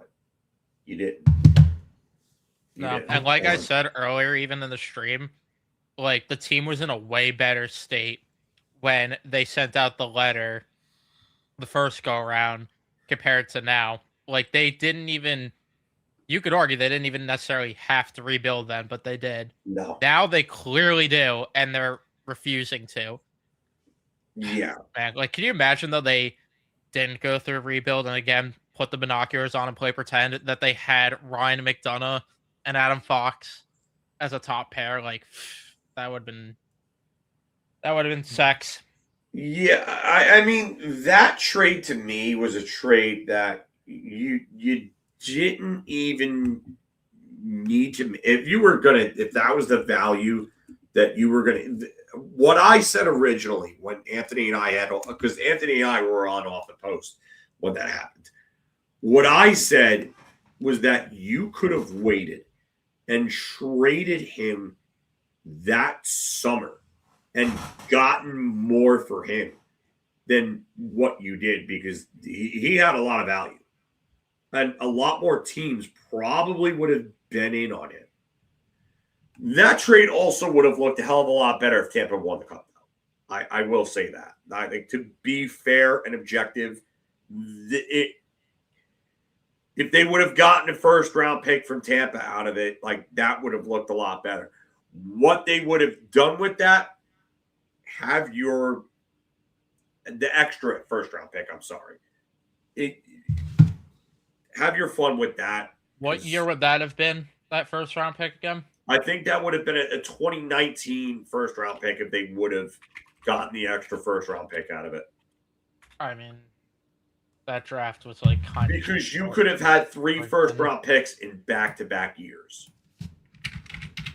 So, if we're going to play pretend here, the guys that they could have maybe got that went at picks 31, because at the time it was 31 teams or later. Ryan Johnson was picked at 31. No thanks. Shane Pinto was available at 32. That would have been nice. Arthur Kaliev, you could have done the Kaliev thing earlier. No Bobby thanks. Brink. Not a bad player. And at 39. At 35, Anti Tuomisto. I don't even know who that is. Peter Tkachuk. Jackson Lacombe went at 39, though. Yeah, 39. Niels Hoglander went at 40. Yeah, I mean... Or maybe they just take Matt Robertson at 31, for all the fuck we know. Yeah. I don't know. I mean, maybe it doesn't look that much better, but I still think it probably would. Like, I mean, I would rather have gotten the extra pick than not. Alex Vlasic was picked at 43. Yeah, I mean, that's a good player right there. Again, I think he's one of the most underrated defensemen in the entire league, but that's me. But I mean, to get back really to like McDonough himself, like at 28 going on 29, maybe you could have held on to him. The only problem is that he didn't have a lot of term left on that deal. So you would have had to make a decision to keep him on another deal because like his deal ran out after the 2018-19 season. So he had one more year left at $4.7 million. Did you want to give him the deal? Would you want to have given him the deal that he got in July of 2018? 7 years, $6.75 million per year. What was the deal again? 7 years, $47.25 million. So $6.75 million per year. With a full no trade for the first 6 and a modified 12-team no trade list in the last year. I mean, they ended up fucking buying out Shattenkirk, so they might as well have. That is true. That's a good point. I mean, they ended up buying him out, and he just, yeah.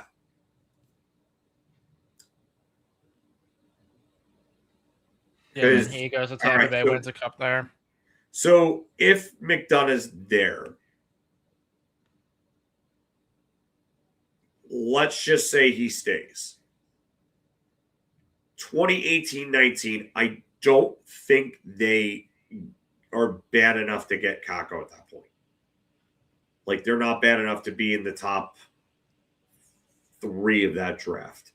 Wait, okay, this could actually be a really fun game of playing pretend because then you also go down the rabbit hole of do they make the trade even to get Jacob Trouba at that point? Yeah, I don't think they make the Trouba trade at that point because they have a guy that's they have a number 1 defenseman. And I don't think you make the Trouba trade, which means that you have an extra first-round pick in 2019. But where are those 2 first-round picks? Well, one of them. Are you talking about what they were used on from that trade? No. So I'm saying, where do those picks fall? That's what we have to. That's what you have to. Oh, you're saying the Rangers picks. Yes. Yeah. So the Winnipeg pick.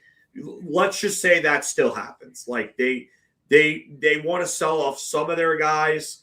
Kevin Hayes probably goes because I don't think they wanted to give Kevin Hayes what he got from Philly. So Kevin Hayes goes. They still trade him to Winnipeg. Do they grab Thomas Harley? Thomas Harley was there. Cole Caulfield is at 15. Well, I was gonna say I don't think they would have been good enough to be a wild card team. I think they would have been right on the outside looking in, like in that Caulfield, York.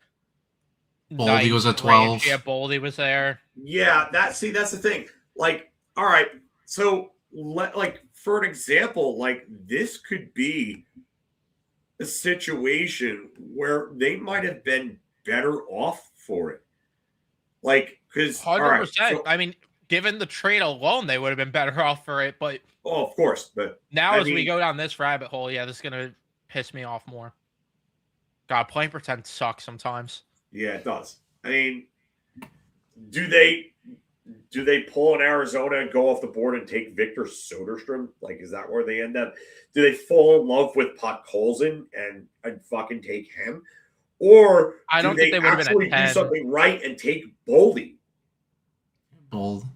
The question then does lies: do they develop him the correct way? Which is that's a whole nother debate. Does he develop the right way here, and without a Kirill Kaprizov in the lineup? Well, the thing is, I guess at that point it depends. Would they have paired him with Panarin? Because Panarin's still here in this situation either way. Because he wanted to be here. They would have got Panarin regardless. But so hold on. So they would have I'm not saying no to Panarin. What I'm saying is that they would have had to have given McDonough that deal to keep him in New York. Right, so his salary would have went up from 4.7 to 6. So that's a $2 million increase against the cap. But Trouba's not here also. Trouba's not here, so that's $8 million. It's not on your books. So you're technically gaining $6 million in cap space out of that. Oh. Yeah, this is. I mean, really the other thing, holy shit, you could argue too, is to build on the point of, say they get that Winnipeg pick still for that draft, and they're sitting in that range where they're like, pick 14, 15, maybe they package those two picks to move up a little bit in the draft as well. And they grab somebody that they have high on their board, yeah. Because, I mean, I'm looking at it right now. I don't think they would, and even doing that, I still don't think they'd be able to get Byron.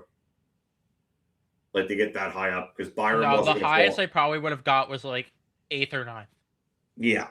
And do they, I mean, we know they liked Zegras, but did they take Zegras there? Zegras probably would have been who they would have traded up to get. I think I agree with you on that. I mean, Boldy was the better player, but I do think that Zegras is somebody that they would have had their eyes on. I know of word. I can't say where I've heard this from, but I've heard word that they were high on him. Then that's who they would have traded up to get. And if that's the case, like, for all accounts, as much as I've been vocal about how I am not a Zegras fan, and we even spoke about earlier, we banned someone when we spoke about it. For all accounts, like, obviously in the moment we wouldn't have known it, and maybe Kakko would have worked out somewhere else, but for what we know and what the players are right now, Zegras technically would have been a better pick. Assuming all plays out the same with their production, everything. If you go into Twitter, and Evan, I don't know if you could see the comment I'm highlighting. I don't know if you're. Yeah, I see it. Okay. If you type in like my name and you do the from and you do the Pavel Dorofeev, there is literally a list of posts that are going to come up from that draft night in 2019 where I am literally begging for them to draft Dorofeev. Wow, I'll tell you, that's just as impressive as predicting this Tkachuk trade to Florida. That's impressive stuff right there. I do. You're being sarcastic with me. I hate you right now. No. I was literally saying this in 2019 on draft night. I was literally begging for them to draft him. Like, I hated the fact that they passed up on him and they took Robertson. I was so angry. I am not trying to give myself a pat on the shoulder, but that is one pick that I literally was crying for, and it gives me PTSD. Like, going back and watching that, because I'm just like, this guy is going to be a very good player. And Steven was big on him too. Steven was big also on Patrick Puistola in this draft, and he did not pan out at all. So I don't remember who this draft I was high on at all. I think one of the guys I was wrong about that went late was Cole Schwint. I thought he was going to be good, but I was wrong there. I guess at the end of the day, like I said before, I mean, if you predicted the Tkachuk trade, then you could get pats and belly rubs, but Well, listen. Not everyone can watch film on all 700 prospects from the draft, so it's pretty hard to do. Yeah, not everybody can play Captain Hindsight and say that they predicted the worst kept secret in the NHL either, but that's another story. Neither here nor there. that took pro level binoculars to figure out. Oh, that's 3D chess. That's 3D chess right there. Everybody else is playing checkers.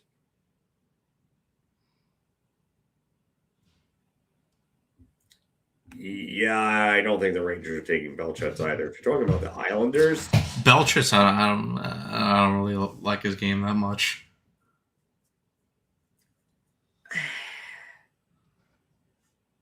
yeah, you know what's funny? Like for me, like when I watched like him play, I think there's a solid player there. I wonder how high the ceiling is. I honestly thought after Greentree came to Windsor, like I like a lot of people were, Belchets is a better player than Greentree. No, I thought Greentree was better than he was.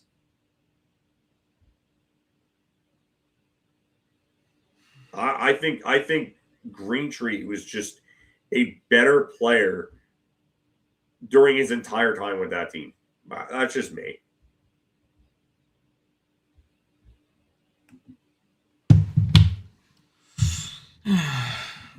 We'll see what happens on Friday.